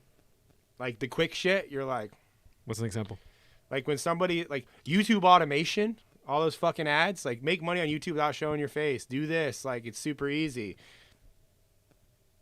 It's bullshit. Like, you know, but when you look at, like, when I look at somebody like a Chris Crone, like he has a jet. It's there. It's real. His house is incredible. Like, you know, the way he talks, the way he presents himself, the way he walks into a room. Like, yes, you can fake a lot of this stuff, like, but you can't fake it for long periods of time. And that's another thing that, like, Ty Lopez kind of told everybody to fuck off with this, and he didn't even realize it. Because when Ty Lopez came out with the Here in My Garage video, it was like Lamborghini in Hollywood Hills. Everybody's like, it's a rented Lamborghini. It's a rented Lamborghini. And then, like, he started showing his massive house. And they're like, it's a rental. It's this. It's like, blah, blah, blah. He made videos from that shit for 2 years. Either he had a lot of money, either he was renting that shit every day, which is another indicator he's got a lot of money, you know, or it was actually true, you know. So I think time also tells, like, you know, there's an epidemic of young people on the internet right now that are spouting big, bold claims, and I'm like, like I'm 40, so I'm like looking at it, it's like, okay, you have some skills, like you have some confidence, like, but are you gonna be here in 2 years? Like, where are you going to be in 2 years? Like, you just saw a video of me from 11 fucking years ago. Still showing up on the internet. Like, that's, like, long term, you know. But shit like that. And it's also the way they talk. Like, you talk to, you know, the conversations are different when you talk to people that make money. Yeah, it's like they stopped caring so much about making money. And now it's, how do we systematize our business and how do we hire more people? It's all the shit that don't get views. Yep. Because nobody knows that they need that because they're not at that level. So I know we got on a tangent there about the cults, but you should watch this on Netflix. And then next week we'll talk about it because I'm going to watch the whole thing. I might even watch it twice. So beware with my content. Someone's asking if you got a commission on Amazon because they bought a mic last week that you said to get. Okay, it's going to sound bad. It's not even enough money for me to care. You don't care about those $2.50? Like, because he bought a mic, so it was like $300. Even if Amazon, I might have made. I think it's like 4%. Yeah, 4% of what's that? $13. Something. Like, I appreciate the fact that I can. Well, I could have buy Chipotle 2 years ago. I like the little revenue because it's sprinkled from everywhere. That's like bonus money to me. Like that's like it's extra, you know. It just pays for like the production of this and everything. Yeah, like reinvesting in content for you guys. Like right now, my Facebook earnings are paying Fitzy to help me run my stream and make it better. You know, so it's like stuff like that I don't want to discredit money because it's like, yeah, I'll take. If somebody just handed me $13 every day, I'd be like, thank you. You know, but that's not like an account where like I'm not checking that every day. Yeah. Like I'm not looking at that because it's like, oh, it's like when Amazon, I'll see a deposit at some point, you know, from Amazon, and I'll be like, oh shit, cool, commissions. Yeah, Amazon takes a while for like all the commissions to be credited and everything, and if you spend, he said you spend $500 total. He just wanted to make sure you got it. I mean, well, even still, like, I'm just glad you bought the mic. Like, I don't, like, half the time I send links to people, I don't even grab my affiliate link because it takes too much time. Yeah. You know, I'm just like, yeah, go here. Like, but yeah, so let's talk about gear. So when I started on TikTok, you know, prior to me getting 100 million views, I started with a camera. And the reason I started with a camera and not my phone was because I wanted to stand out and be different because nobody was using a camera yet on TikTok. That's not saying that a phone isn't equally as good or can be better than a camera. And the camera that I used was very similar to this one. This is a Sony A6600 body with a Sigma 18-50 lens. Now, I used to only use a 16 millimeter Sigma, which was like my favorite lens. It still is. I have 2 of them up here. Actually, one up here, one's at my house. Oh, I'm looking at this. I'm looking at the wrong camera. So this is the camera. This is the Sigma lens. And then up there is another Sigma lens. I'm a big fan of the Sigma 16 millimeter. If I could only buy one lens, I would buy that lens. But this is another great lens. The 18-50. I think this is like a $500 lens. It's very inexpensive for a lens. $500 for a lens is very cheap in my opinion. The one that is on the main camera that we're using, that I'm on right now, I think, that is a Sony 16-55 Gmaster. That lens was $2,000, whereas this one, next to that one, you can't tell a fucking difference.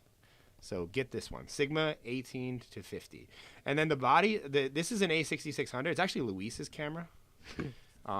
I mean, he's never got it back. I just kind of took it, and we used it. The company took it per se, but you can pick these up for use for I want to say between $500 to $700 now. So like this whole, and then this is a small rig cage, like, and the reason I have this is so I can put a plate on it, and it's very easy to mount vertical. Like I don't want the tripod to do it. I just want to put it there. And then next thing, like I didn't have, like I use this exclusively now. I didn't have this when I started. Like I just used a Rode Video Micro, with like the mic on top of the camera. But I'm a big fan of all Sennheiser mics, and this is expensive. I think it's worth it. It's a $950 mic set. It's the Sennheiser AVX, and it goes to this camera. And I have recently become okay with spending money on tripods. This is the tripod I have near me right now, and this is a Peak Design. This is the aluminum. I think this was $350. I did buy a carbon fiber tripod. That was $500. And Luis is laughing right now because it's been at the car dealership in his car for a month. It's been at the car dealership in Luis's car for over a month because Luis just for whatever reason doesn't want his car to get fixed. So he's been Ubering everywhere. I'm going to go there tomorrow. But anyways, the Peak Design tripod's really good. I do believe in a good tripod, though. Like, this is all you need. Like, literally this. Like, this and a mic, and you can go get 100 million views. Now, recently, as you guys have noticed in my content, we do the interview style content. And we were doing it so much that I wanted to easily be able to carry a phone with me and set it up. So I got this little case. This is the filming phone. This is an iPhone 13 that we don't use as a phone. It is only a camera.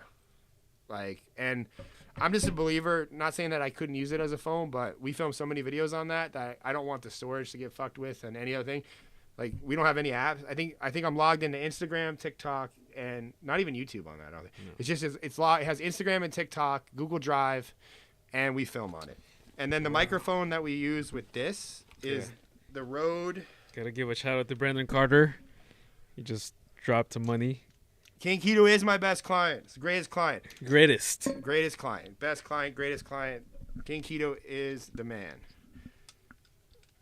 I was just saying that you don't influence me that much, Brandon. I'm testing out bracelets. He's trying to be like you. One day we'll get to your level. Which camera fits you? Here, this one. I'm testing out.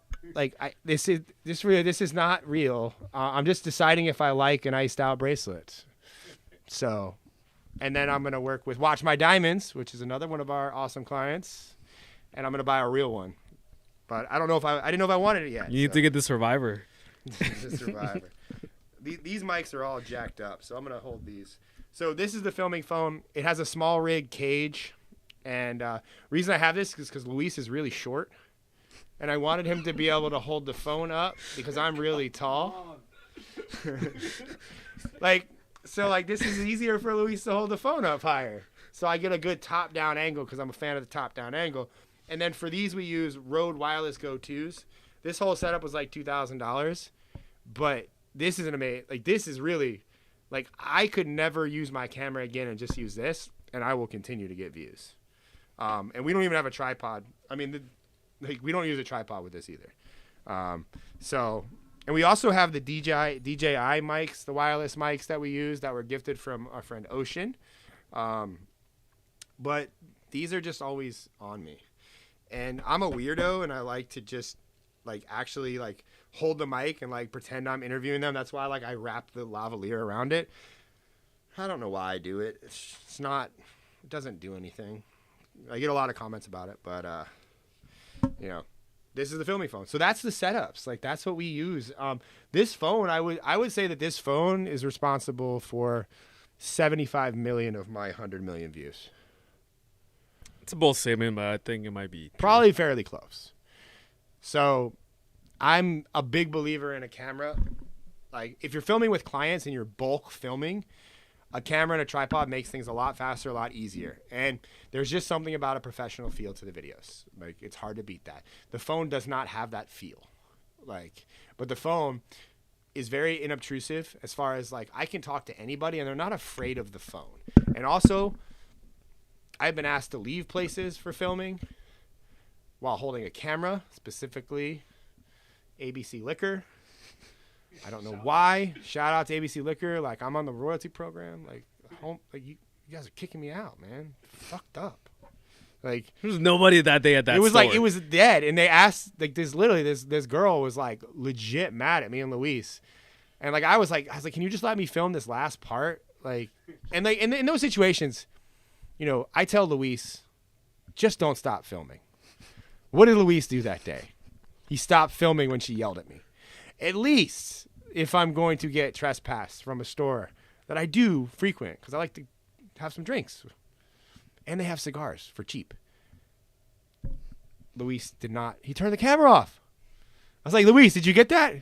And he just had that look. I was like, he didn't fucking get that. No, but now I know. Now he knows. You got to mess up a few times to get it. But the phone, I love the phone. One is not better than the other. They're tools to get an outcome. With clients, we use both. With me, we use both. They're always around, and I'm a big believer in also always buy extra shit, all the little cables and things you need. Oh yeah, I broke one last time. Luis broke a cable. We had to actually get a cable overnighted to the Palms Hotel in Las Vegas because we needed it to film. Yeah. So all the microphone cables, all these things, I order them 2 or 3 at a time, and I have them extras. Same with batteries. We have so many batteries for the cameras. We don't need to charge. I don't need to charge shit for a 2-day filming. We can film on battery for 72 hours. So, but yeah, that's it, man. That's the This is not, you know. Oh, I'm gonna lose power on my. I need to borrow your thing, dude. Oh yeah, go ahead. Money Kitchen is saying that the Rode is better if you're recording into them. DJI has issues with internal recording. That's good to know. Yeah, I don't want to trust them to record shit. I want to. Well, that one you have to hit record on the actual thing for it to get audio recorded on the phone. We haven't had any issues so far, but that is good to know. Yeah. It's okay in the comments if you make fun of Luis for fucking shit up. You gotta learn. But it's also what doesn't work. It's like we film at such a volume that it's like almost comical now when shit does fuck up. I feel like if you're not messing up, I don't want to say frequently, but like every quarter or something, it's like you're not trying new things, or you're just not using your equipment. Yeah, like I'm not gonna say when or where because it's gonna incriminate me and my company. But me and Luis filmed an entire hour-long video with somebody, and it was out of focus the whole time. Like, that is the most amateur thing you can do. Like, literally, we both got back to the hotel, and we're like, fuck. But it will not happen again. But it happened, even to the best of them. Someone lost. Oh, Money Kitchen lost 2 podcasts thanks to DJI. Shout out DJI. Man. How dare you? DJI letting people down. He has 4 roads now. He has 4 roads. That's the thing. You just like you have backups. Like when we travel, I stopped bringing 2 camera bodies because we bring the main camera body and the phone now. But I used to bring 2 complete cameras. Like, and I used to freak out like about memory cards. Like certain clients that due to NDAs I cannot speak of are very important, or you know. And I only had a certain amount of time to film with them. And my biggest fear was getting robbed walking to my hotel or something. So like I would film all the content. I would immediately take the memory card out and transfer all the videos to my desktop.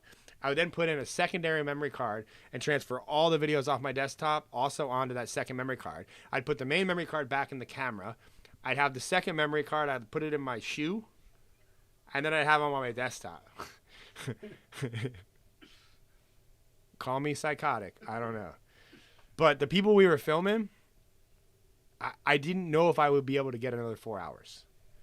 So, like, I couldn't lose the footage. Like, nothing could fuck up. So, similar to, like, a wedding, like, I got mad respect for wedding videographers and wedding photographers. Like, if you fucking miss the kit, like, if you miss any part of that, you're fucked. Like, I could only imagine an angry bride. Well, he does wedding stuff. Since he does weddings, like have you fucked up before? Don't lie to me. I have like triple backup. Audio backed up, audio backed up, audio backed up. Yeah, Fitzy's got a lot of stuff. But like, I mean, that's a high pressure job. Like I have mad respect for wedding videographers. Because if you miss the moment, like, and you gotta charge a lot. Like they're charging a lot. Like they're charging what do you charge for a wedding, Fitz? 2,000 usually. Like 2. But it's sometimes lower too. So yeah, it's like but also you have like, I mean, certain things that just happen like at a wedding, like a spontaneous speech from somebody that if you don't turn your camera on and you miss it, that's the first thing the bride's gonna be. Did you get that? You know, when my 98-year-old granny shared her one thing and how she's gonna pass away soon and she's so happy that she could see this. Did you get that moment? And you're like, no. Like, you see what happened was the camera was out of focus and like I missed it. She's gonna be like, oh God, I don't know. I don't know how that would go. I don't know what I would say. I would quit. That's why I make videos for the internet. like I just couldn't do it. I'm like, I'm sorry. Sony memory, yeah. Sony does. They have the 2 memory cards. My ZV-E1 only has a singular memory card. Yeah, Malik's like weddings are so stressful. Yeah, dude, I got so much, especially like destination weddings too, man. Like, it's like you get that one trip to Bora Bora, like that one. But I mean, nowadays it's like, it used to mean something to be like, you know, you're only getting one wedding. That's kind of not the case anymore. People are just like, fuck it, we're done. Like, we'll get another one. Next year. Like, I don't know if this is gonna be my only wedding because I might have 3 more. It's a good business to be in. So, 18 Cook, I think that's how you say your name. He's basically asking if this is a good first starter camera. Sony ZV-E10 with the 16 to 50 millimeter lens. Is that too cheap or too low end for clients, or like what do you think? No, that's a great camera. The ZV-E10, that's still a crop sensor. Yeah, that's what Fitzy has one right here. Like in that case, like it's just the lens that matters. Like if you like, what lens? He had the 16 millimeter, right? 16 to 50. Yeah, like 16 to 50. Like I would say, like I love that 16 to 55 Gmaster. Like it's like I think it's between 15 and 2,000 depending on when and where you buy it. We're rolling into like Black Friday time, so I feel like you might get it cheap if you wait like another 2 months. But that I upgraded to that lens, and it was like I love the crispness of the Sigma, but the 16 to 55 was just amazing, and it fits on that camera. That's why I got the ZV-E1, which is the full frame that uses all the crop sensor lenses, so I didn't have to buy all new lenses. So yeah, that's a great camera. Like it is small and compact too. Oh, it's a good question. Look at him. It's Brandon. I'm a solo creator. I can only afford 2 editors on my team, but they barely make 2 to 3 videos per week. Is that a reasonable number, or should I demand more? 2 to 3 videos a week? Wait, how long are these? Yeah, videos? Are these YouTube videos or are these short, like less than a minute videos? Really depending. Yeah, like definitely, Brandon. Let me know that. I don't even like the term solo creator. You just don't have a team yet. I like the word yet. It implies you're going to get bigger. Yeah, I always use it yet because you should always be open-minded with everything. Yeah, I always thought that I would be a one-man show. Now I have a Mexican. I love Luis. At least you didn't call me Chicano. I did call him a Chicano. We have an inside joke, me and Luis. I call him a Chicano, but he's not a Chicano. Okay. 2 per. Wait, was it Clinic Flow AI says same question, but mine make 2 per day. Is that enough? That's not enough. Well, it's also again the question: is it short form or is it long form? Yeah, like, I'm is gonna it 60 second or less? assume. I'll just tell you what we do in my company. Like we do up to 6 videos per day now. We were doing 4. We've kind of upped it to 6. We do different styles though. Some take longer and some take less time. But there is I like even numbers as far as because they can do half in the morning and half in the evening, give themselves a break.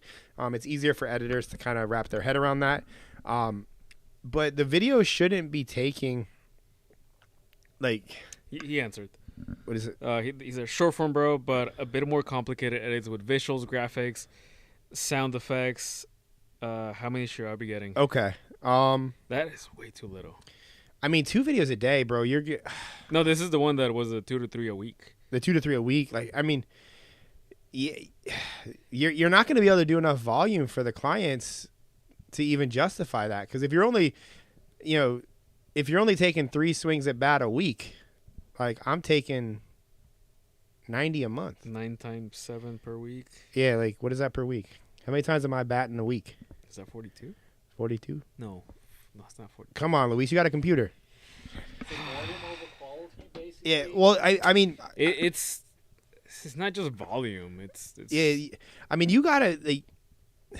I mean, it's hard because I'm assuming they're really dope videos, and I don't want to discredit how cool the videos are, but you got to ask yourself, and I'm sure the clients will at some point, does the cool matter? Is it getting results? That's why there's a lot of things that we could do, like that I could do on my videos to make the edits more complicated, and all that's going to do is slow down the production. And this is a choice that you have to make. Like certain people, they only want those high quality, very complicated, very graphically oriented, like After Effects, like they want. Yeah, Money Kitchen is saying to fire them. I mean, I'm not disagreeing or arguing with him, but I do need more context as to. Yeah, it's hard. Like how they look, how complex they are, for what type of clients they're making those for. Because if you make highly edited videos and they produce money for the client, then. Like yeah, that's the thing. Like even if your editors like.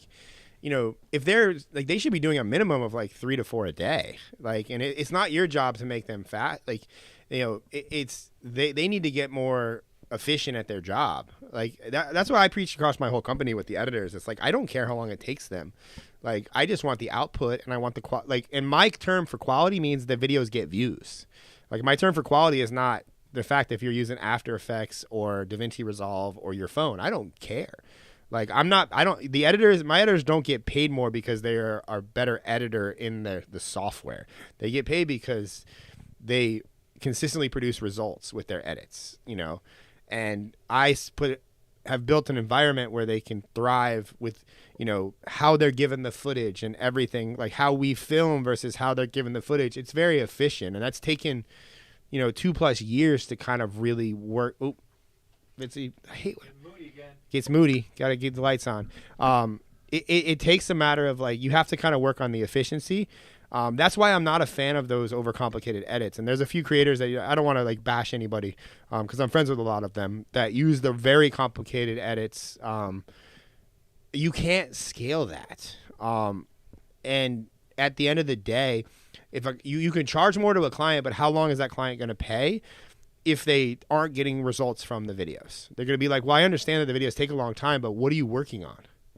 Like, why is it taking this long? Like, the After Effects, the little movements here, like they're obviously, the videos aren't getting views, so they're not helping with retention. This is like a culture shift, because like there's the video editor that's very knowledgeable on the aesthetic part, and then there's a marketer that wants results, like they want performance. Yeah, so like the clients that can afford to pay you the $5 to $10K a month, they want results.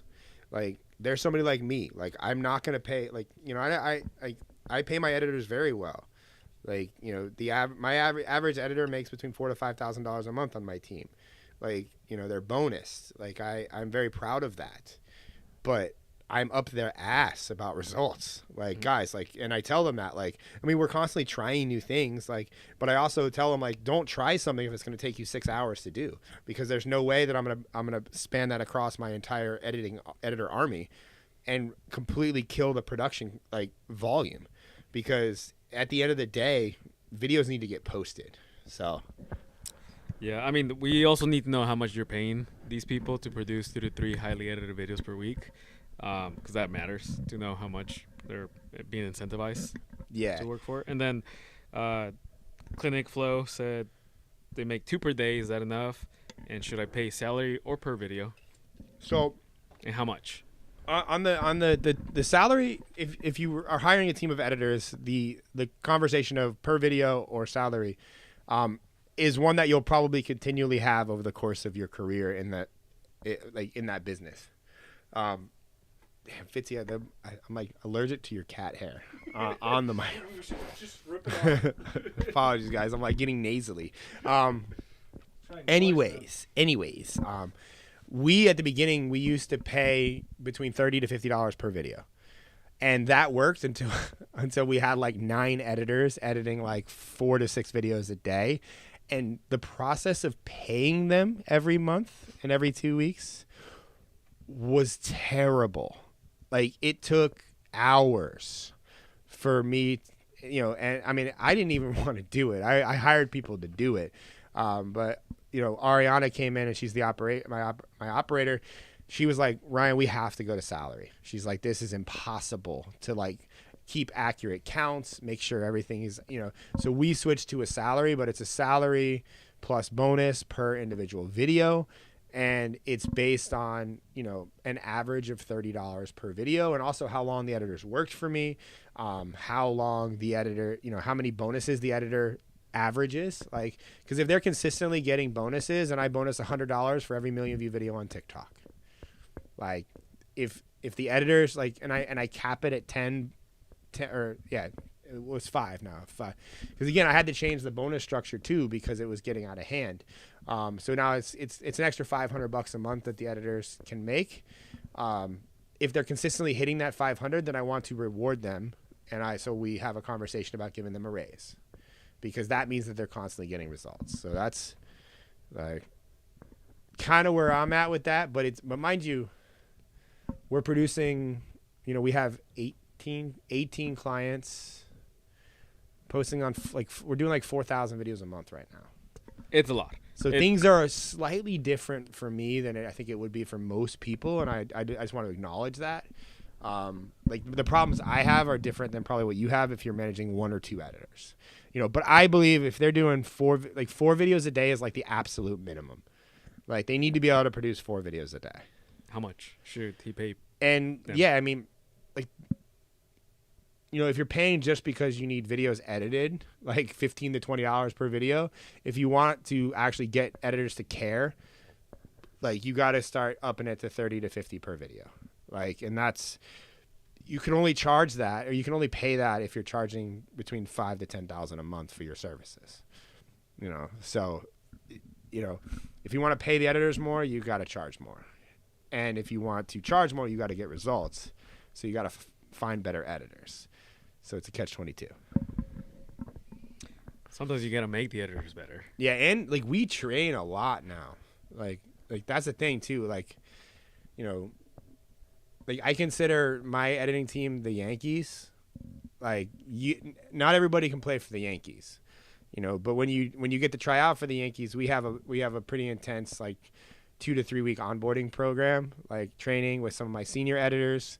It's pretty intense, and that's like, if you don't make it at the end of those 31 days, like, you don't make the team. You don't make it. And I pay them for that process. Like, I don't believe in, like, free edits. Like, nobody's incentivized by free. How many people you get on the DM saying, like, I'll edit your stuff for free? Dude, I was looking the other day. Oh my God. There was, like, let me look in here. Everybody's, like, putting video editor in their name now. Like, it's, like, terrible. Like, and they have, like, 8 followers. Like, what happened to my inbox? Like, all my DMs disappeared. Sway? Like, it's like, I don't know where they went. Oh, there they are. Like, a lot of them disappear because I mean, it's like video editors and sales setters are like everybody's. I don't know. I can't find them, but it's like, I'll edit a video for free. I don't want your fucking free shitty video. Like well, they should just send the editor video. They shouldn't even say, I'll do it. Like, no, you should just already send me a video, or like, and then better yet, send me one that's gotten views. Like, or take one of my videos and be creative with it. Like, do something different. Like, you know, it's like there's no effort for these people. Like, and that's not how you do anything. I got a few questions about the mastermind. I want to touch on, and then we can take some more Q&A. I feel like going longer than 11. If Fitzy, can you stay? No, he's good. So we'll keep asking questions. I mean, as long as you guys still have them. I got questions. So the mastermind is a year long. We meet every Tuesday from 12 to I say 12 to 1, but it always ends up being until like 1:30. It's real, you know, we're in the, like, they're ongoing, but I've done like 5 pretty strategic trainings up until this point. Yesterday's training was actually a hook school, which I'm very proud of. I think it went really awesome. We broke down like all of our formulas and strategies for creating amazing hooks. And then we also practiced with the members, like, we created hooks and I showed different formulas, different styles, and we went through that.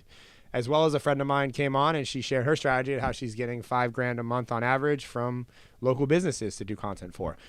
So that was kind of a bonus. I just texted her and asked her to come on. But yeah, we meet every week. You also get access to that 21-day editor onboarding training.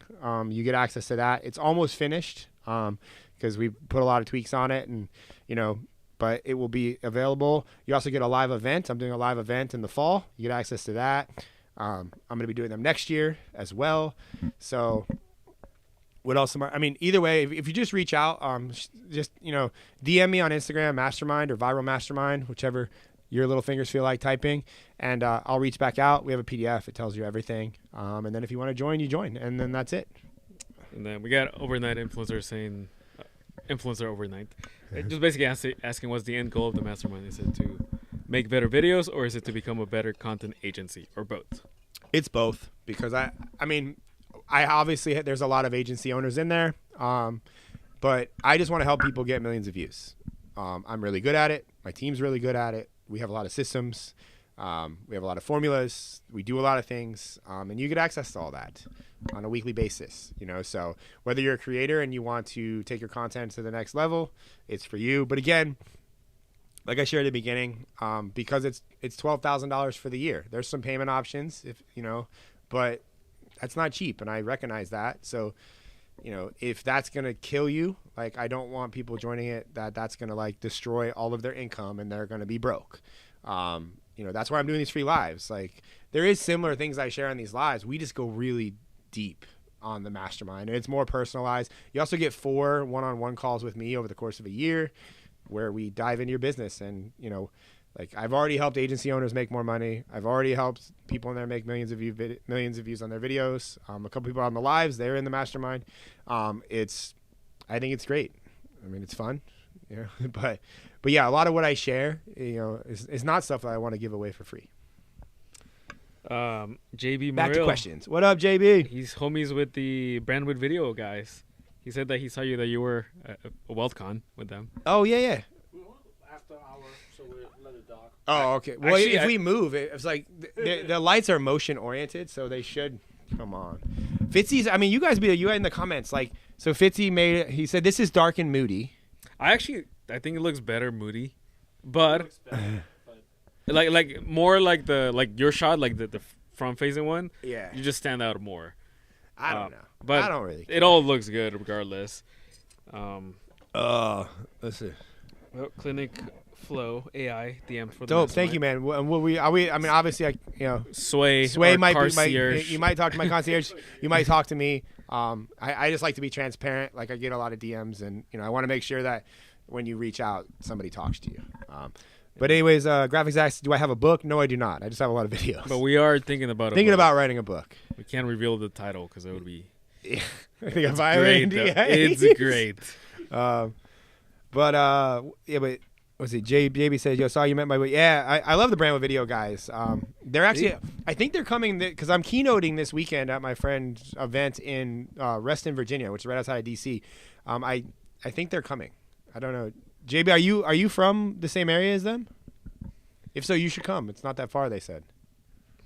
Chris Burke says Moody looks better. It does. I like it, but it's like for Fitzy's editing, it would be probably better. It's all good. It's all good. I'm trusting Fitzy on this. So, guys, if we go back to Moody next week. I mean, you can see it there. Like, I know. I don't. It doesn't look good. I mean, it doesn't look bad. Well, he's saying because of the compression, like after, like when we take after recording, like is. Oh, I see what you mean. I was like, I know. Everybody's saying it looks better, Moody. I know. Turn off the lights. I'm just kidding. It's after hours anyway. All right. It's after hours. Yeah. I personally like it better, Moody, but I also trust Fitzy on this because he's doing a very. I want to give love to Fitzy because I'm giving him a hard time because we have to. I'm not the easy. I know I am pretty easy to work with though, but I've gotten a lot of. I'm very set in my ways with like how I want things done, because I have like it's like I have a lot of people that work for me now. So. Say Nick Rod 22. What does 22 mean? Is that how much he pays them? $22. No, it's not. Well, anyways, guys, drop some questions. I got questions. Oh, Luis has got questions. All right, ask me questions, Luis. Why did you buy your team $600 shoes? So, on my team, we have tiers of editors, and that's not, I don't want to say like.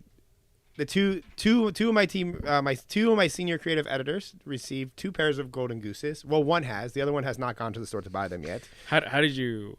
What did you tell them? Like I like gifts. And instead of like cash bonuses, I know everybody likes cash bonuses, but we've done a lot of restructuring in the company, and they've really stepped up, and they've been leading their own teams now. And it was taking a lot of stress off my plate to allow me to kind of focus on like the live stream and like my personal brand. So I wanted to reward them. And one thing that I know is obnoxious, but I really like Golden Goose sneakers. They're $595 a pair. But I love how I feel when I go in to the store. I love how the people that work at the store treat me. I love the shoes. I love the quality. I love the vibe. And I was like, I told them that I wanted each of them to, I said, I'm going to buy you the shoes as a gift, from the company. But I don't want you to order them online. I want you to go into the store and experience the process of buying a $600 pair of shoes.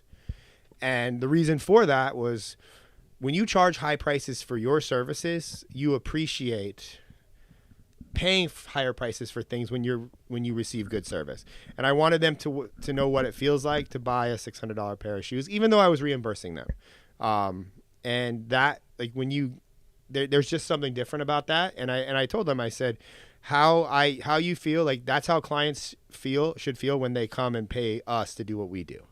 And that was why I bought them $600 shoes. I'll add to the story. It was Oriana's birthday, our operator, and Ryan and I went halfies on that, but we took her to the store, and it was just cool to see how, like, her decision of, like, which one should I get, guys? These looks good. Like, which ones fit my vibe? Like, I don't know. Like, like, it was cool to see that.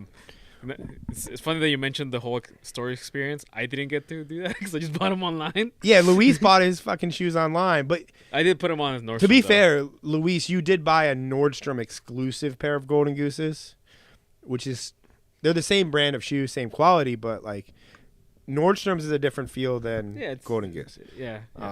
But yeah, that's cool. Why, like, you know, I just like buying people things that I know they're never going to buy themselves. And although I think Sav would probably at some point buy herself Golden Gooses, Kim, you know, Kim is not the type of person that would spend that money on her. Like, she runs a very, very, very good dog nonprofit. What's the name?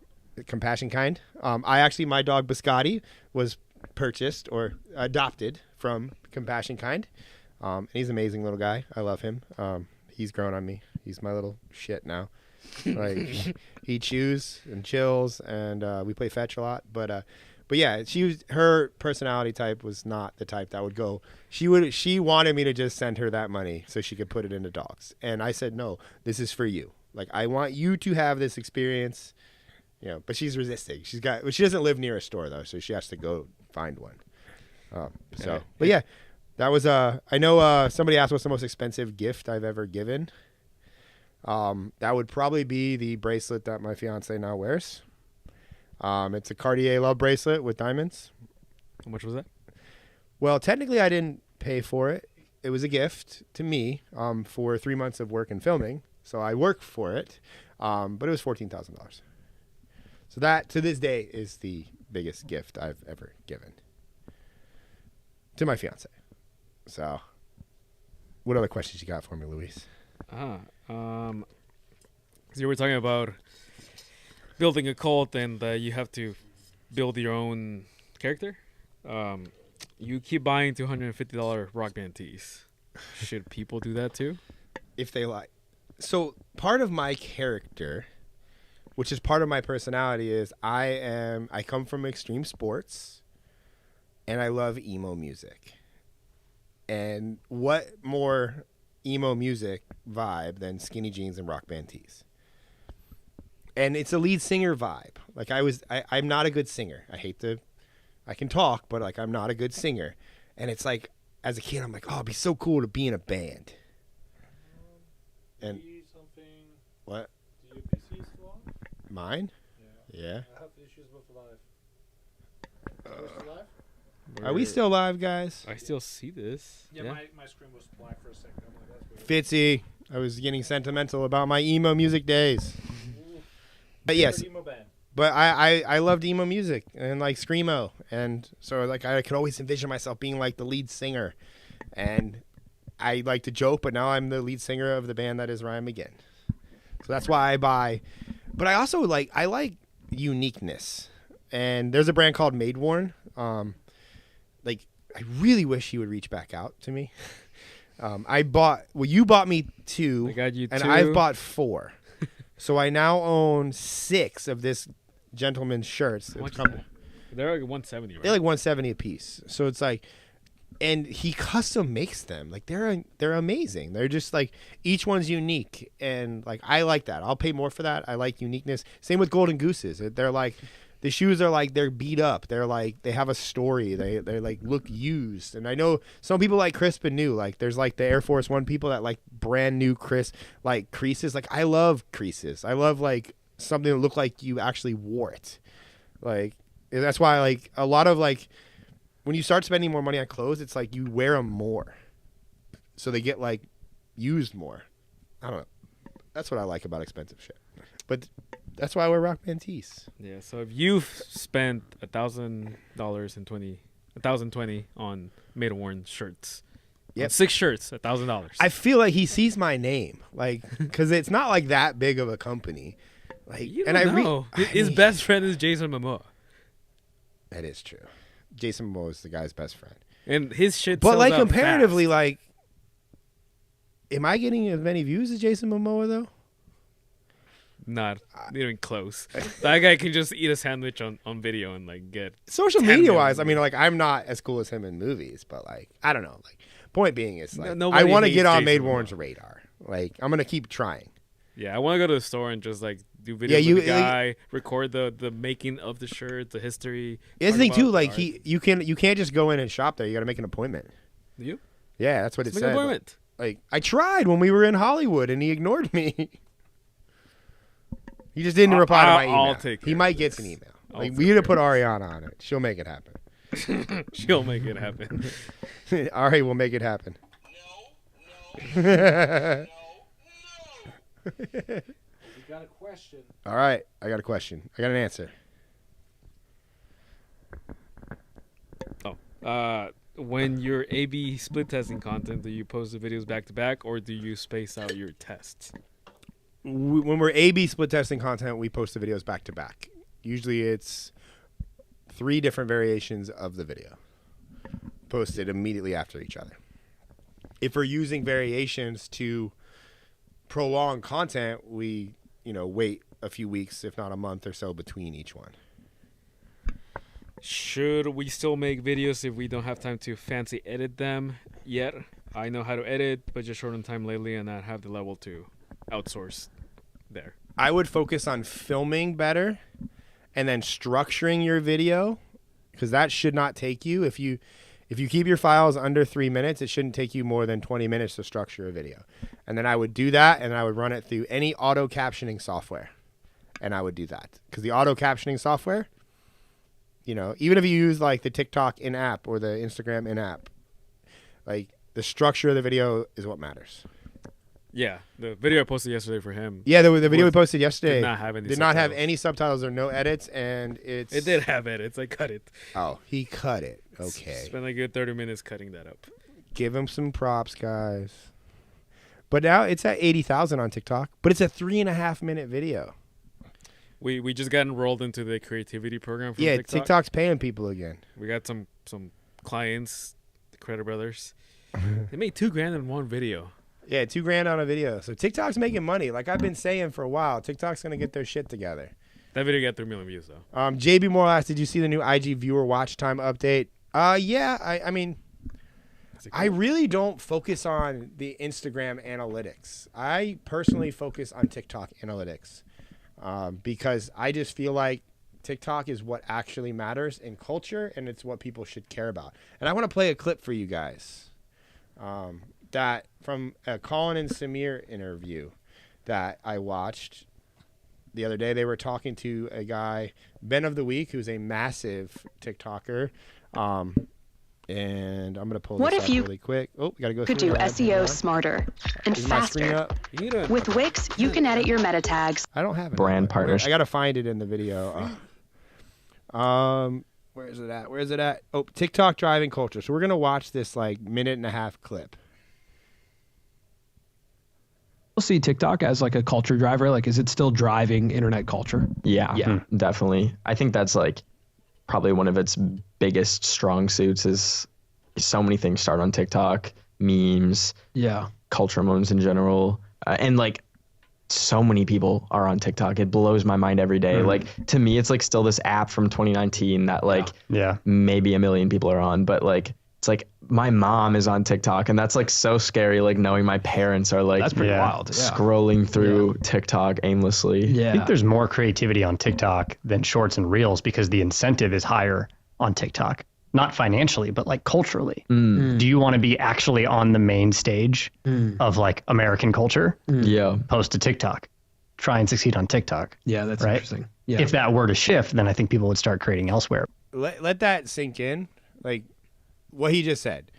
TikTok is the main stage of the world.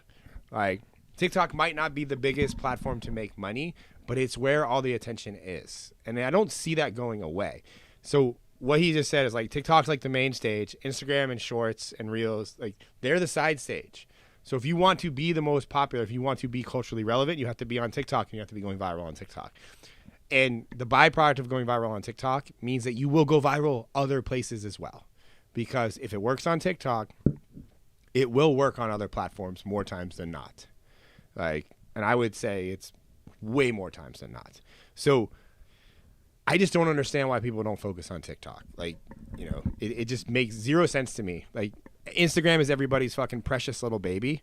And it's partially because Instagram, like, I truly believe that 95% of all of it is fake. Like, people are buying, they're inflating their numbers, they're inflating their views, they're buying shit, they're lying about their images. But on TikTok, you can't fucking fake that shit. Like, it's like the video, if you do try, your videos just won't get views because, like, the 18 to 25-year-old demographic or the 16 to 25 will just sniff that shit out, and your video will get 300 views. You know, that's the beauty of it. The beauty of TikTok is that some videos do absolutely incredible, and so many videos shit the bed. And it makes you such a better creator when you see that, because it's like that competitive feeling to drive forward and make better, more viral videos. It's like, it's beautiful you put how Colin said that. Like, I just think that, like, you know, I just don't understand why people don't put all their effort into TikTok, because it's such a short-sighted way of thinking, because, like, TikTok doesn't make that much money. It's like, you know, it's like you're not relevant unless you're relevant on TikTok. There's my rant on that. How about X? Huh? Do you think attention will shift to X once it turns into WeChat? X is Twitter. Oh, I don't really understand what Elon's doing, but I'm sure it'll work because it's Elon.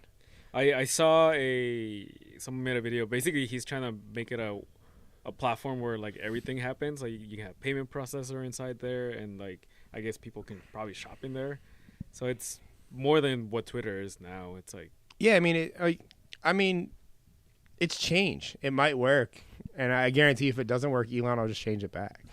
Mm-hmm. Like, Elon's an innovator, so it's like, you know, he's gonna do what he thinks is cool, or pretty much what he thinks is gonna work. And if it does, it does. If it doesn't, that's how, you know, shit like SpaceX is made.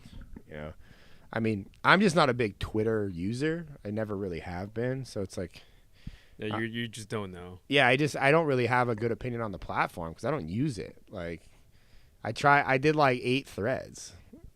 And I was like, that's like an offense to Twitter. It's not even. And that was like, you're just leveraging the followers you had on your Instagram account. Huh? That was a good move, right, by SAC. But, like, that you got the followers from Instagram, they force you to make a Threads account. The funny thing is you saw all the people with fake followers because when they started their Threads accounts, all the people, their Threads accounts had like 2,000 followers and their Instagrams had like 400,000. You're like, yo, it's like you saw like this harsh divide. I mean, like, you know, it was like a 10% come over, I feel like. Yeah. Because I gained, like, you know, I mean, whether or not people want to believe me or not, like, I don't have anything fake on my account. I don't believe in it, you know, but it's, you know, I can't prove that. I just show analytics of my views, and those analytics would not be what they are if I had fake numbers. But, yeah, like I think I have like 12,000 on Threads right now. Like, that just, something like, yeah, they just migrated over. So what's that, like 10 or 12% of my 100K ish? Yeah. Yeah. So, I mean, but it was pretty funny. SAC says that WeChat, X, Twitter, yeah, is going to turn into a TikTok, Instagram, DoorDash, Uber, and Amazon all in one. Be interesting to see how that does. It's like, that would be like the only social platform that you need to use. I feel like that's what Amazon's been trying to do forever. Amazon doesn't have the social aspect. They're great when it comes to shopping, but I think TikTok will innovate as far as like doing all the shopping, like with AI, where you can just try on things and see it, and people will make videos off of it, and those videos will get other people to want to buy the thing because they're like, oh, I want to use that filter too, to put on that jacket or whatever. So it's gonna be like a new way to shop. Yeah, I mean, I like innovation, and I trust in Elon. In Elon, we trust. It's Brandon said he is so right. It's crazy how we focus on making content for IG first when we should be focused on making TikTok our main platform. That is what served me the best. And just so you know, Brandon, I work with some of the biggest clients, and I talk to many more, and they still don't get that. Like, Because there's not money being there's made not on money actual being TikTok. there. I mean, there is money being made on TikTok, but it's not as equivalent to what people are making on Instagram. But it's very short-sighted to monetize on TikTok, in my opinion. I truly believe in that. Like, if you don't try to sell ever on TikTok and you just keep growing and growing and growing and growing and growing, it will only strengthen your personal brand. Because, like, again, like, it's rare if you see somebody who's massive on TikTok now that's not big on other platforms. I know it used to be like, oh, you're only big on TikTok. But now it's kind of shifted. You don't see that anymore. Now, to me, it's weird if there's one platform wonders. Like, I know a few of them on Instagram. I'm like, you have no TikTok following. Doesn't make sense to me why your Instagram is that much bigger. Like, this is where I call bullshit, and I think people buy fake stuff. But, you know, they're usually the ones that never show their analytics. Like, that's why I make it a point to show my analytics all the time. Because for you guys to watch me, like, how else can I prove that what I say works? Like, you know, I'm going to start, like, we talked about it, but Luis got here late today. So did I. Fitzy got here early. He's the only one that actually shows up when he says he's going to right now. But I have a family, though. I had to go get dinner. Excuses. So, but what was I saying there? I forget where I was going with this. Buying fiction. Oh, yeah. So once a month now on all the platforms, I'm going to share my analytics. Like, I'm just going to make a video and just be like, all right, guys, so this is the last 28 days. And then I'm going to put it as my pinned video. Because I hate those fucking comments. Again, I shouldn't be reading comments, but it's like, you see those comments are like, dude, all your videos average like 500 to 1,000 views. It's like, yes, but people don't understand that it takes a while for videos to pop off. So, like, right now, if you looked at my last, like, 12 videos, it doesn't look like I've gotten a lot of views. But when you open my analytics, you'll see that I've gotten 14 million views in the last 60 days. You know, so it's the repetitive nature of it that, and I want to show that to people because it's like, I fucking hate those little it's like, I envision that person, like, I envision punching people like that. I'm not an angry guy. You had to throw the C word in there. Huh? You had to throw the C word in there. What was the C word? I can't say it. Don't want to get demonetized. It's too late, and that's fine. It's too late. We can just finish off with, like, TikTok algorithm changes. Why is it harder to get views now? And you can talk about hook blindness, basically. Yeah, like right now it's I know, it is getting significantly harder to get more views on TikTok and get the consistent views on TikTok because there's a shit ton of people posting to TikTok. So there's more competition now. That doesn't mean that you can't break through now. Like, TikTok is the app for the people. It wants small creators to break through. It's like it prides itself on that because they want to beat Instagram. And Instagram throttles people, like, all the time. Like, it's like a thing. It's like, you know, they say they're small for the small creators, but, like, we have small accounts that we're growing, and they grow significantly faster on TikTok than they do on Instagram. You know, with the same videos. You know, that's not saying Instagram doesn't grow, but it takes TikTok growing to then drive it to Instagram. So there's a lot of, that's why you'll notice, like, at least myself, like, I've stopped making the direct to camera style videos as frequently because there's clearly been a shift into more conversational style content on TikTok. And I think that's because a lot of people are doing the talking to the camera because it's easy. Like, it's not hard to set up a camera and talk to it. It's hard to do shit like this and set up a live stream and then clip this.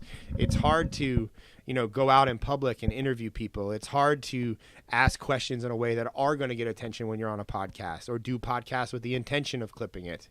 So it's just gotten harder. So the algorithm is going to continue, like, the polarizing people will prevail. And I saw somebody made a question, would you say being good at talking and storytelling is the main skills you need to build your brand? The editing is the icing on the cake? Yes. 100%. You need to craft a certain type of character or aspirational look about you. And I mean, you should have something aspirational about yourself that you portray to the world that would garner people to follow you and want to learn from you. I think that the platforms are lacking that right now because it's moderately easy to fake that, especially on Instagram. I always use YouTube automation as a like perfect ingredient for that. Like, it's so easy to make a faceless YouTube video. It's like, okay, that's like they're selling you that because it's really fucking hard to make a long video. What's more rewarding? Like, what's going to pay off in the long run? So, you know, by focusing on your speech, your like a character, portraying your skill sets properly, crafting like storylines that share parts of you that you want the world to know, that are, you know, relatable in some cases, aspirational in other cases, you know, and then just sheer quantity of making videos, of putting videos out there, you know, analyzing the data. And I had a question about analyzing data. Like, I just look at watch time. Like, if the video doesn't do good, I just look at the hook and where do the people drop off. Like, it's not hard to do. Anybody can do that. And then when I see where they dropped off, I watch the video and I just kind of think, why did they drop off there? Let's not do that again. Cool. Like, that's about our analytics analyzing now, would you say, Luis? It's one of the core things we look at. Other than that, it's like patterns of like, oh, like we posted 90 videos and 10 car videos went viral. Like, that's analyzing patterns. Car videos work well, you know, or relationship videos, et cetera, et cetera. Josh is like, dang, you're still going. He was waiting for you. What's up, Josh? Yeah. But yeah, definitely learn how to storytell, and then you only get good at just by talking on camera.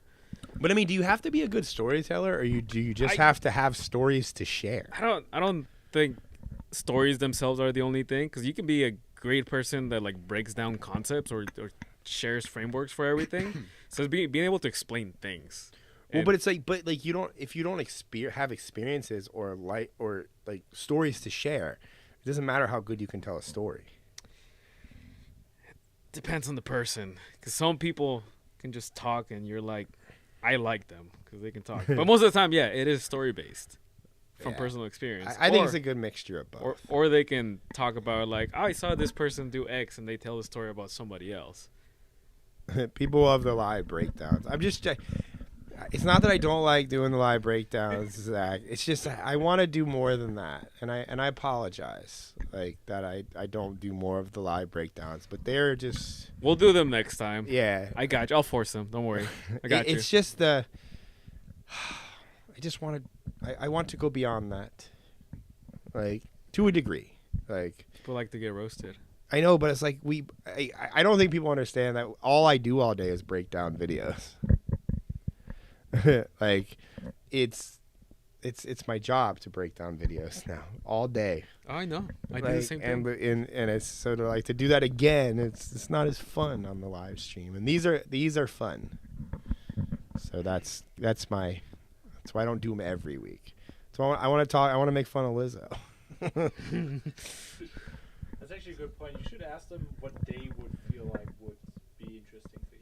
Yeah, what like other than I know a lot of I mean I'm obviously a lot of people on here love following the editing stuff and the short form agency thing, like topics and conversations, and I'm never gonna not talk about that because it's who I am.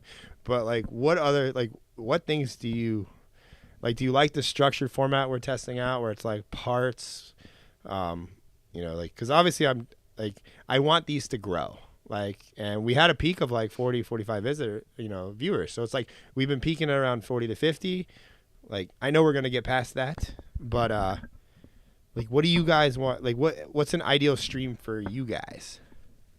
Well, audio streamers that they watch. JB, it's like more IG reviews. They're hella valuable. I know. This is what the people want. All right. I will say, if you guys add a super chat, you might get priority to get a breakdown. Yeah, but not right now. Like, you don't need to super chat me right now. Like, I'm just conversing.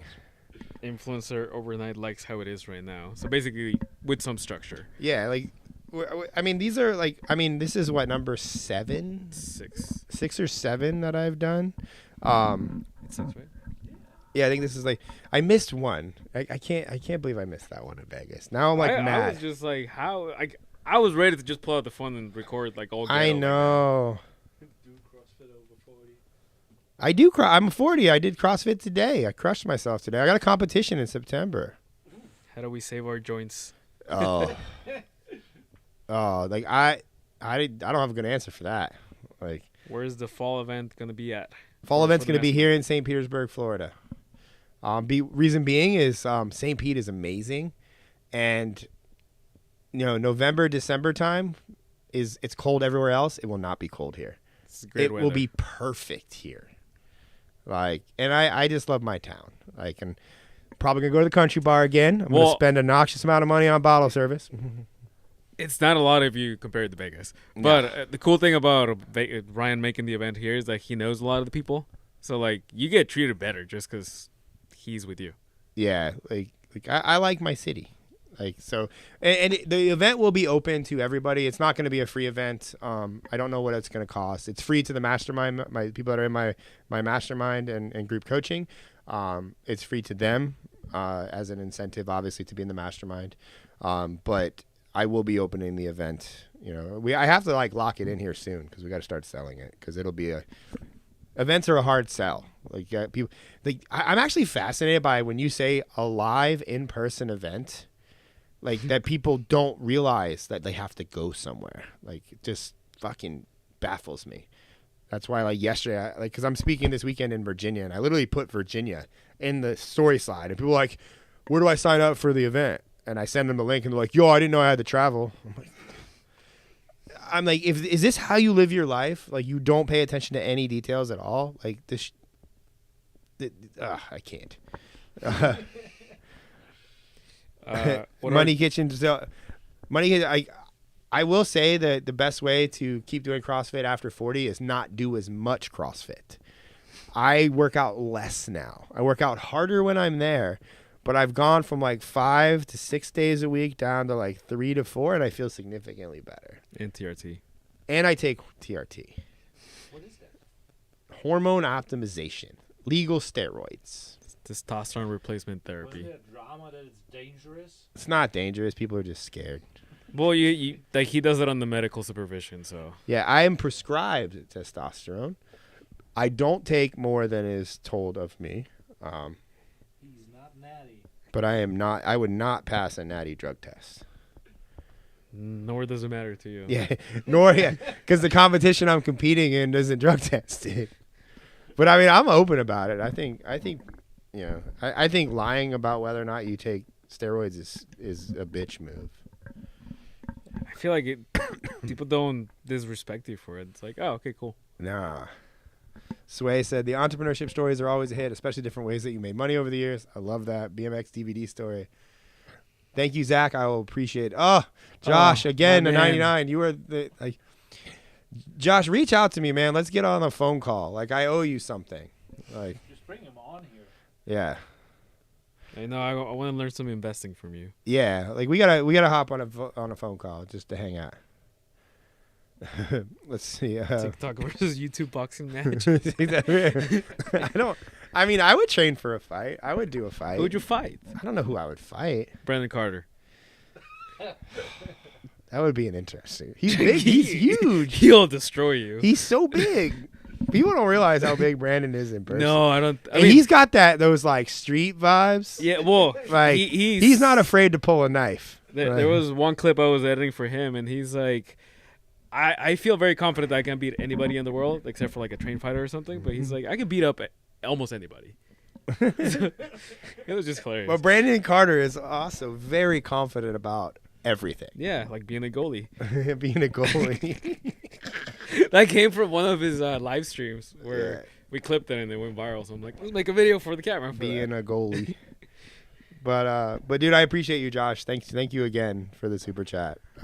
Josh is the main sponsor of the sugar-free Red Bulls. Yeah. For real. Thank you. No, I appreciate it, man. Like I want to give back.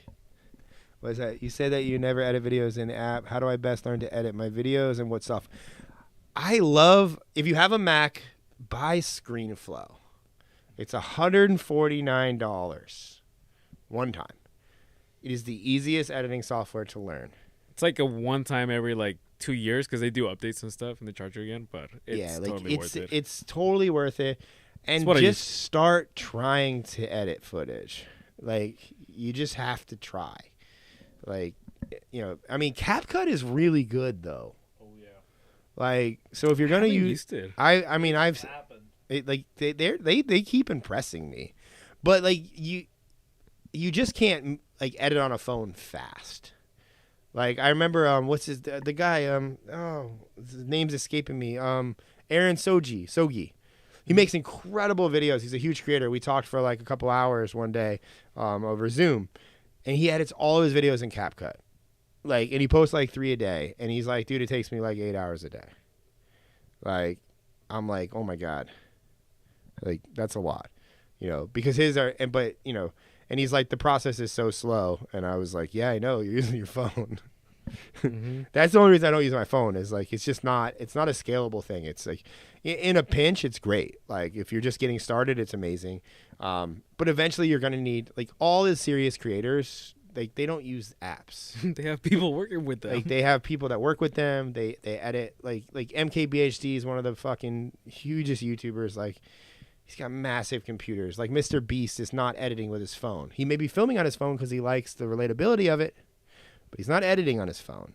Like you have like Ryan Trahan who just did his Penny series again that got millions of views. Like he didn't edit that shit on his phone. You got, your biggest like Zach King does fucking. He has a team. He has a team of like 30 people that they work on TikTok videos, like magic videos. Like, you gotta, like, you can start small, but like creating content is a job. It is a skill set. It is one that should be taken incredibly serious because it's your brand and it's what everybody has. And Money Kitchen says that when you're in Miami, I'll take you to my friend's clinic. He has everything from hormone optimization to peptides and stem cells. Stem cells. I would be interested in stem cells, but Money Kitchen, like, bro, if you got access to that, your knees shouldn't hurt, bro. Like, inject some of them stem cells up into them knees. Let me know how it feels, because if it works, my left one is always in pain. But I tore my ACL. Like, that's why my left knee always hurts. And I found out earlier in the bathroom that he broke his wrist too. Yeah, my wrist is bent. Like it never healed properly. Like it did, but it has like a bend in it. So like, funny story. I bought this bracelet.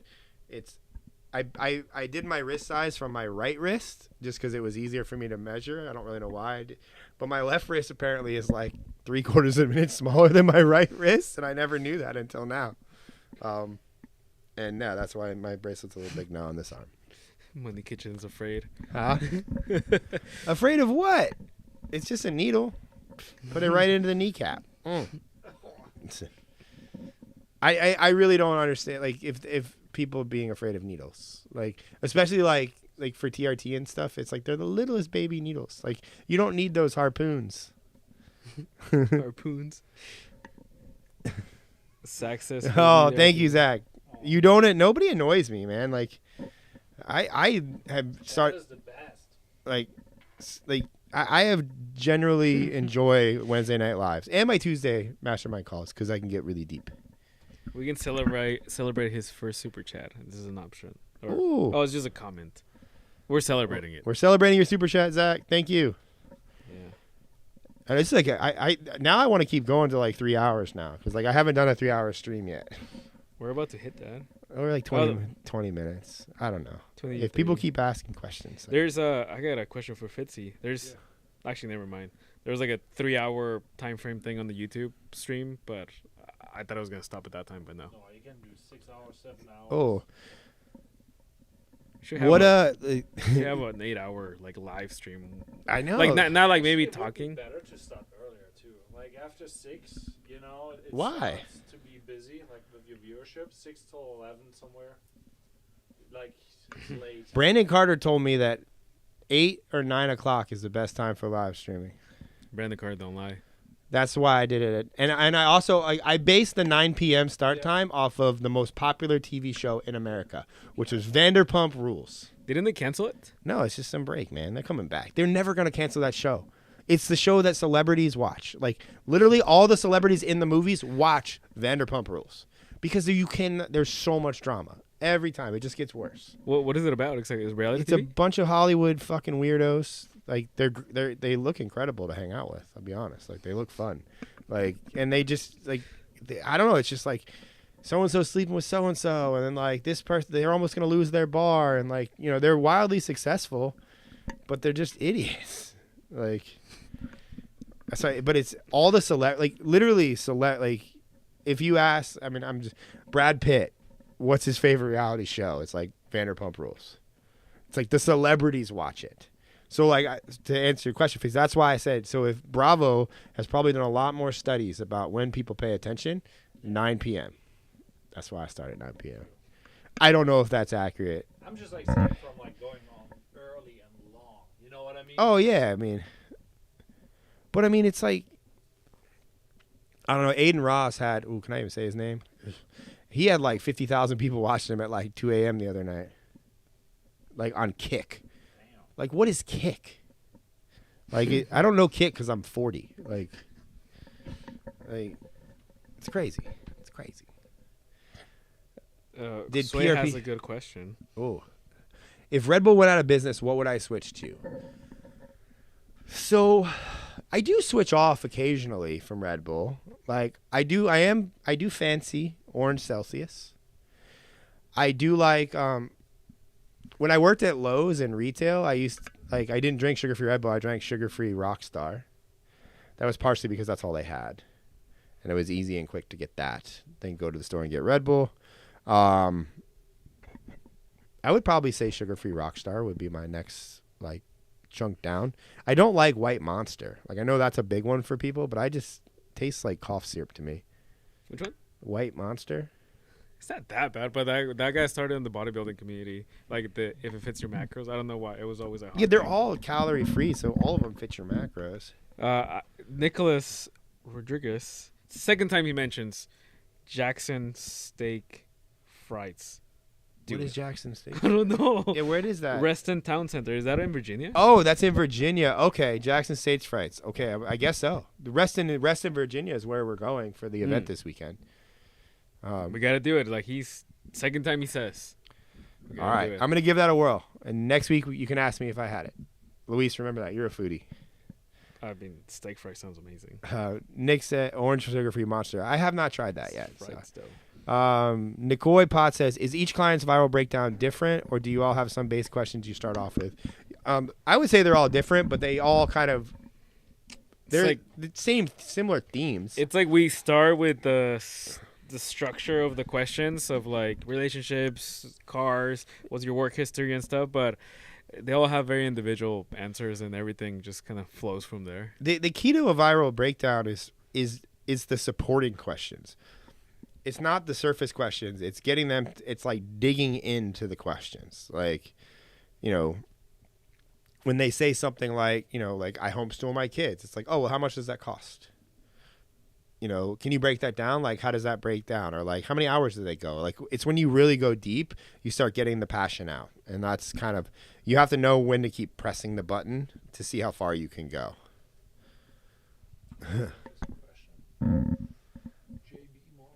How's YouTube been for you? I've been consistently capping at 2K views on shorts. I'm going to have to start posting some long form soon. Fitzy, you can share my screen. I'll show my analytics. So this is my YouTube analytics right now. Currently 28,600. I'm up almost 1,000 subscribers in the last 28 days. Analytics. Wait, where's that? So in the last, I got 1.5 million views. 14,000 watch hours, added almost 1,000 subscribers in the last 28 days or 30 days. So not too bad. I mean, I like to see it at 1 million. I mean, I've had some huge spikes at like 10 and 15 million. I think we did lifetime, right? Like what is the lifetime views on you had YouTube? 36 million last I checked. Yeah, I'm at 32.7 million lifetime. So it's not bad for just reposting everything from TikTok. Yeah, that's all we do is. I mean, there has been some of the revenue. I mean, like the live is doing like revenue wise. Obviously, awesome people like Josh super chat $100. Like I don't like so a lot of. I've made more revenue from like super chats doing these lives. So like but I'm doing the lives more towards. I just think it's a good marriage of short and long. Like we just had a meeting with my personal brand team today where we were talking about like I just think that the short and the long, like I don't necessarily like want to mess with the middle unless it's really good.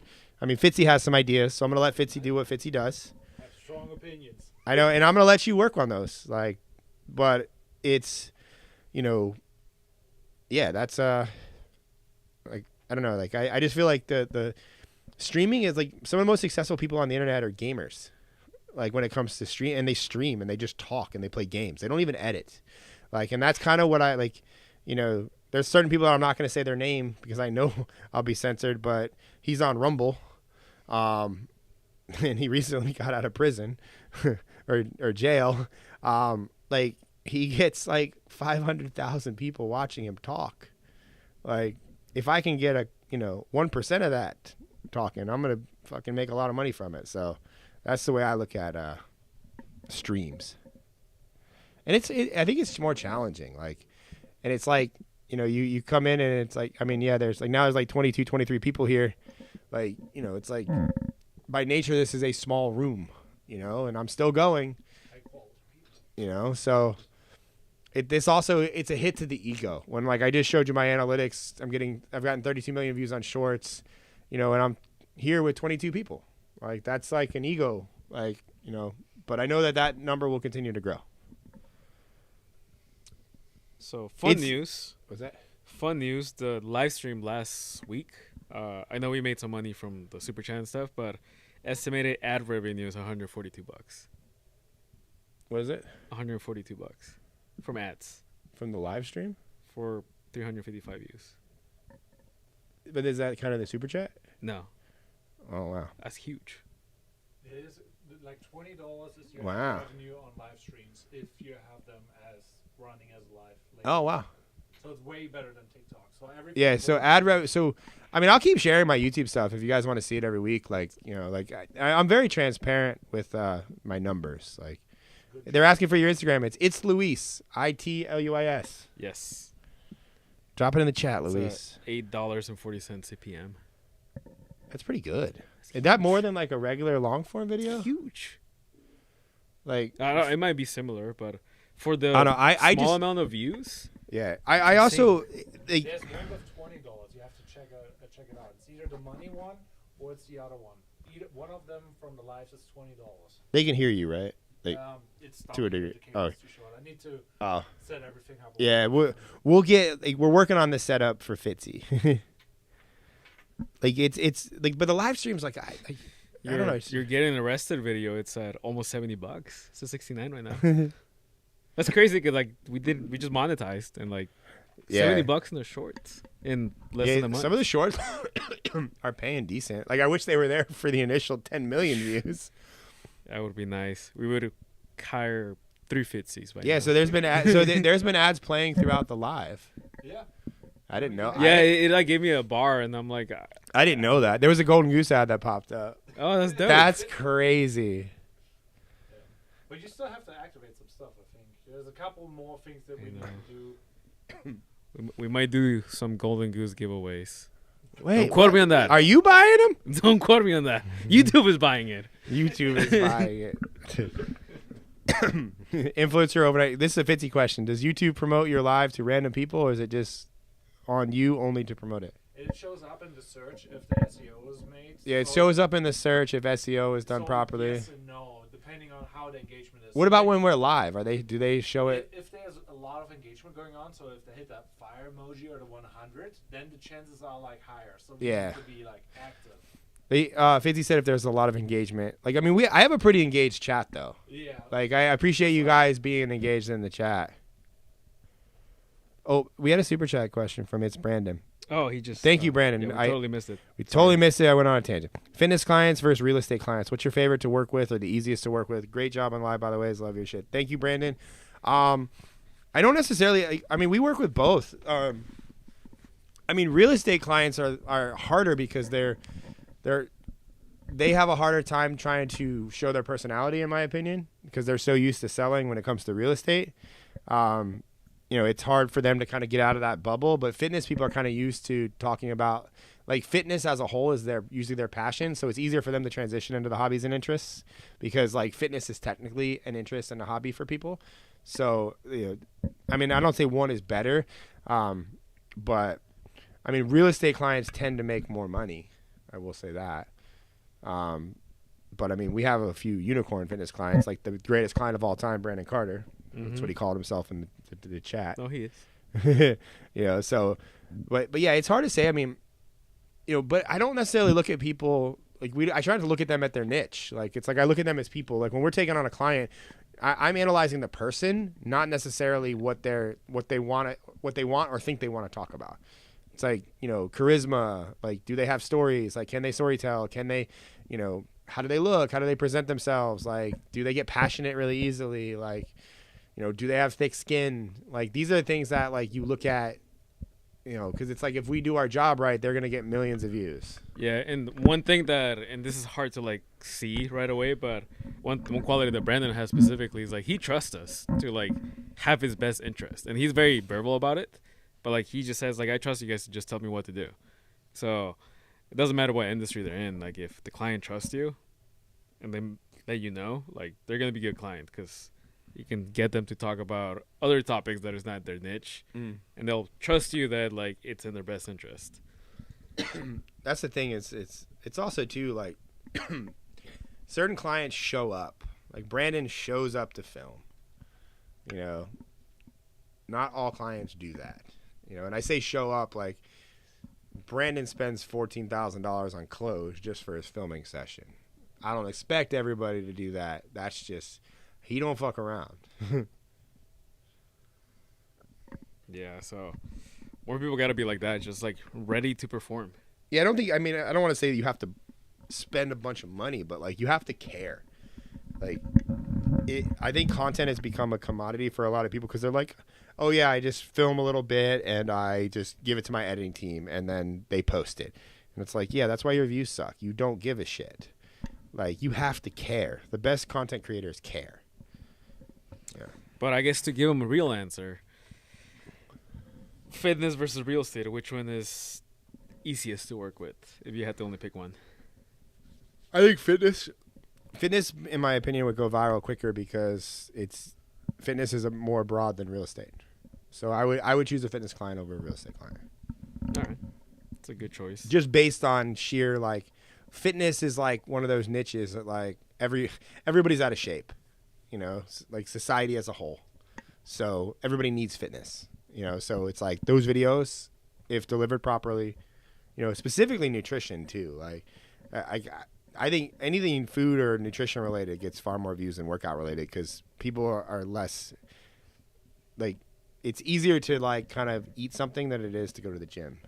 So it's like if they can just, I can just eat this and lose weight, then I'm going to do that. So, that's why a lot of Brandon, like, the keto videos crush. Like, certain videos just always crush. Let's see. Do you think a person's fitness affects their energy on camera? Well, I think mental clarity, like, is a huge thing. I mean, I don't know. Like, I've delivered a lot of videos under the influence at some point. A lot of points. So, like, I don't know. Actually, I'll share a little background before. Like, the first year building the company, there was a little too many times where it was like happy hour every day. Yeah. Like, we worked at a cigar bar, and then he was always, I don't say always, but frequently having a sugar-free Red Bull with vodka. Yeah. But he was never getting trashed. Nah. But I mean, there, like, I think it's a mindset. Like, you have to, like, there is certain qualities about somebody who takes their fitness seriously that transfer over to being more successful in life on a lot of different fronts. And I think one of it is, like, discipline, like mental fortitude and discipline, like showing up every day, filming when you don't want to film, bringing energy when you may not have energy, presenting yourself a certain way, even if it's uncomfortable. Like, all these are qualities that you kind of share when you work out. Like, so I do think it directly correlates. Like, I'm much, and then, the act of, if you're filming a long session, like, I won't, like, if we're filming with a client all day, I'm not like or like if I'm filming for a long day, like, I am not going to drink. Like, I'm going to be sharp, like, because I do feel the effects of that. But like last week, I was on vacation. Yeah. Well, that was only like year one of building the company when the team was smaller. Now there's a lot more responsibility, so we can't have the captain be handicapped. Yeah. But I mean, that's just like, that's the drinking aspect. Like, you know, like that's a partying aspect. It's like, but like, I don't know, there's just structure to fitness. Like if you go to the gym, if you work on yourself, like I just think you're mentally clear. I think that's the biggest thing. Like, I mean, I make it a point, like I'm keynoting on Saturday. I plan on waking up Saturday morning and going to a CrossFit, doing a CrossFit workout, like being sharp throughout the day. Well, also on that event, everyone's a fitness person. So yeah, they're all fitness people at this event. But I am planning on going out Saturday night after my keynote. Well, we're having the cocktail party as soon as we arrive. Yeah, but that's like, I have to, like, there's the Friday night cocktail party is not like, I'm not going ham. No. Like, that'll be an easy coaster. Yeah, this one's a funny one. Clinic Flow AI. Gun to your head. If you have to come up with 2 real estate viral video ideas, what would you say? What's the most amount of money you lost on real estate? And what's the most amount of money you made on real estate?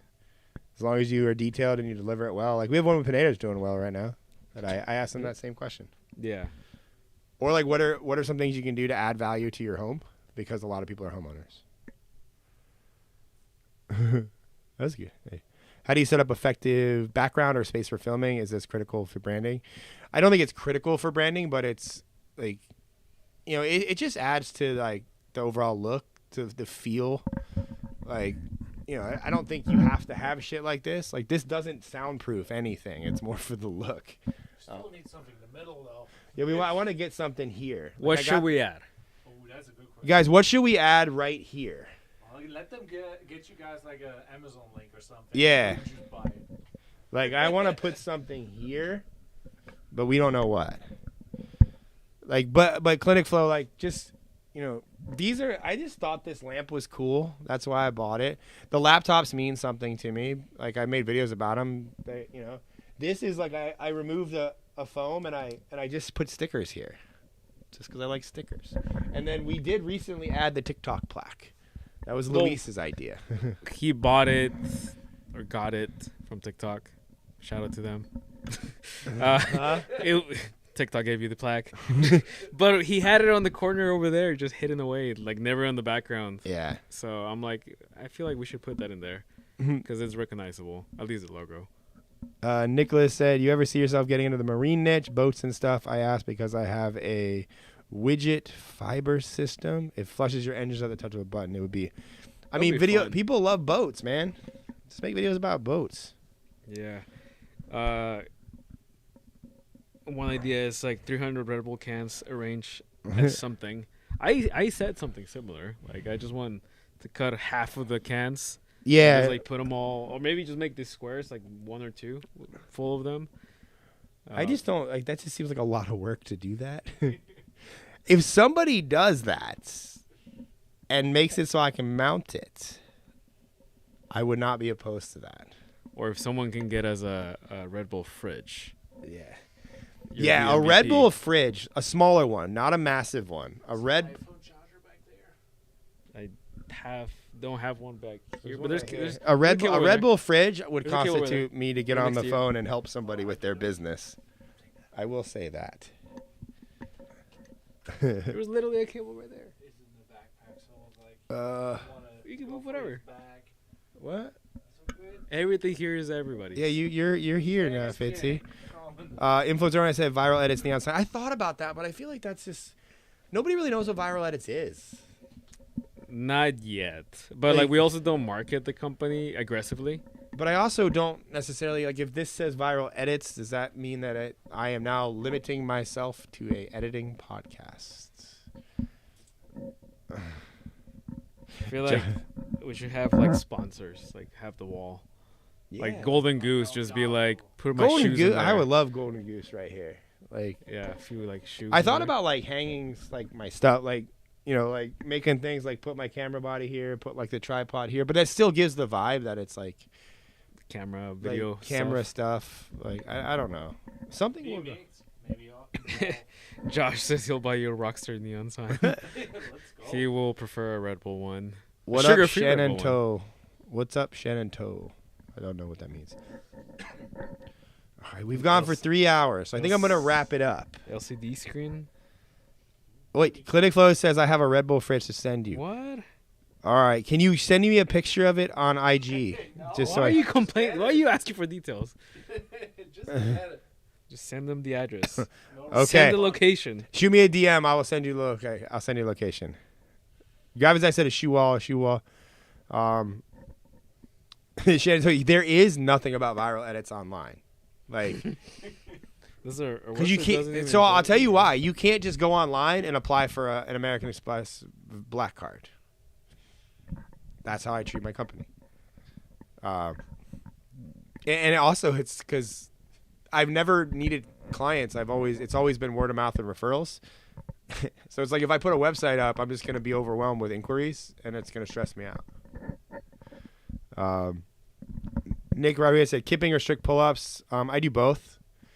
I'm learning how to do butterfly pull-ups, which are like really hard on the shoulders. Well said. Thank you, Shannon Toe. Well, I guess we can go ahead and wrap up the stream. It's been 3 hours, longest one I've done. Who knows? I'm going to keep doing these. But I will be live again next week. Do we have a topic for next week yet, Fitzy? What do you, before I leave in the next 2 minutes, what do you guys want me to talk about next week? Like, what are some topics? Possibility was the shit that doesn't matter to get views on videos. Oh, yeah, like shit that does matter to get views on videos. It doesn't. And then we'll tell them what does matter. Oh, like the both doesn't and does, like for the video that we just did. I mean, I'm going to give...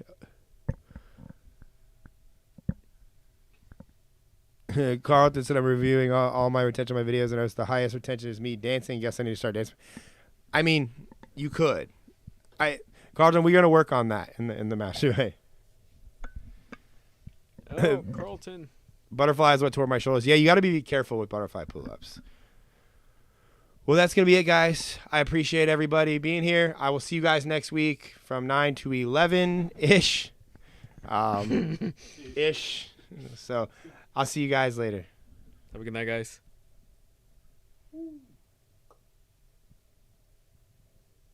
I mean, really didn't have a...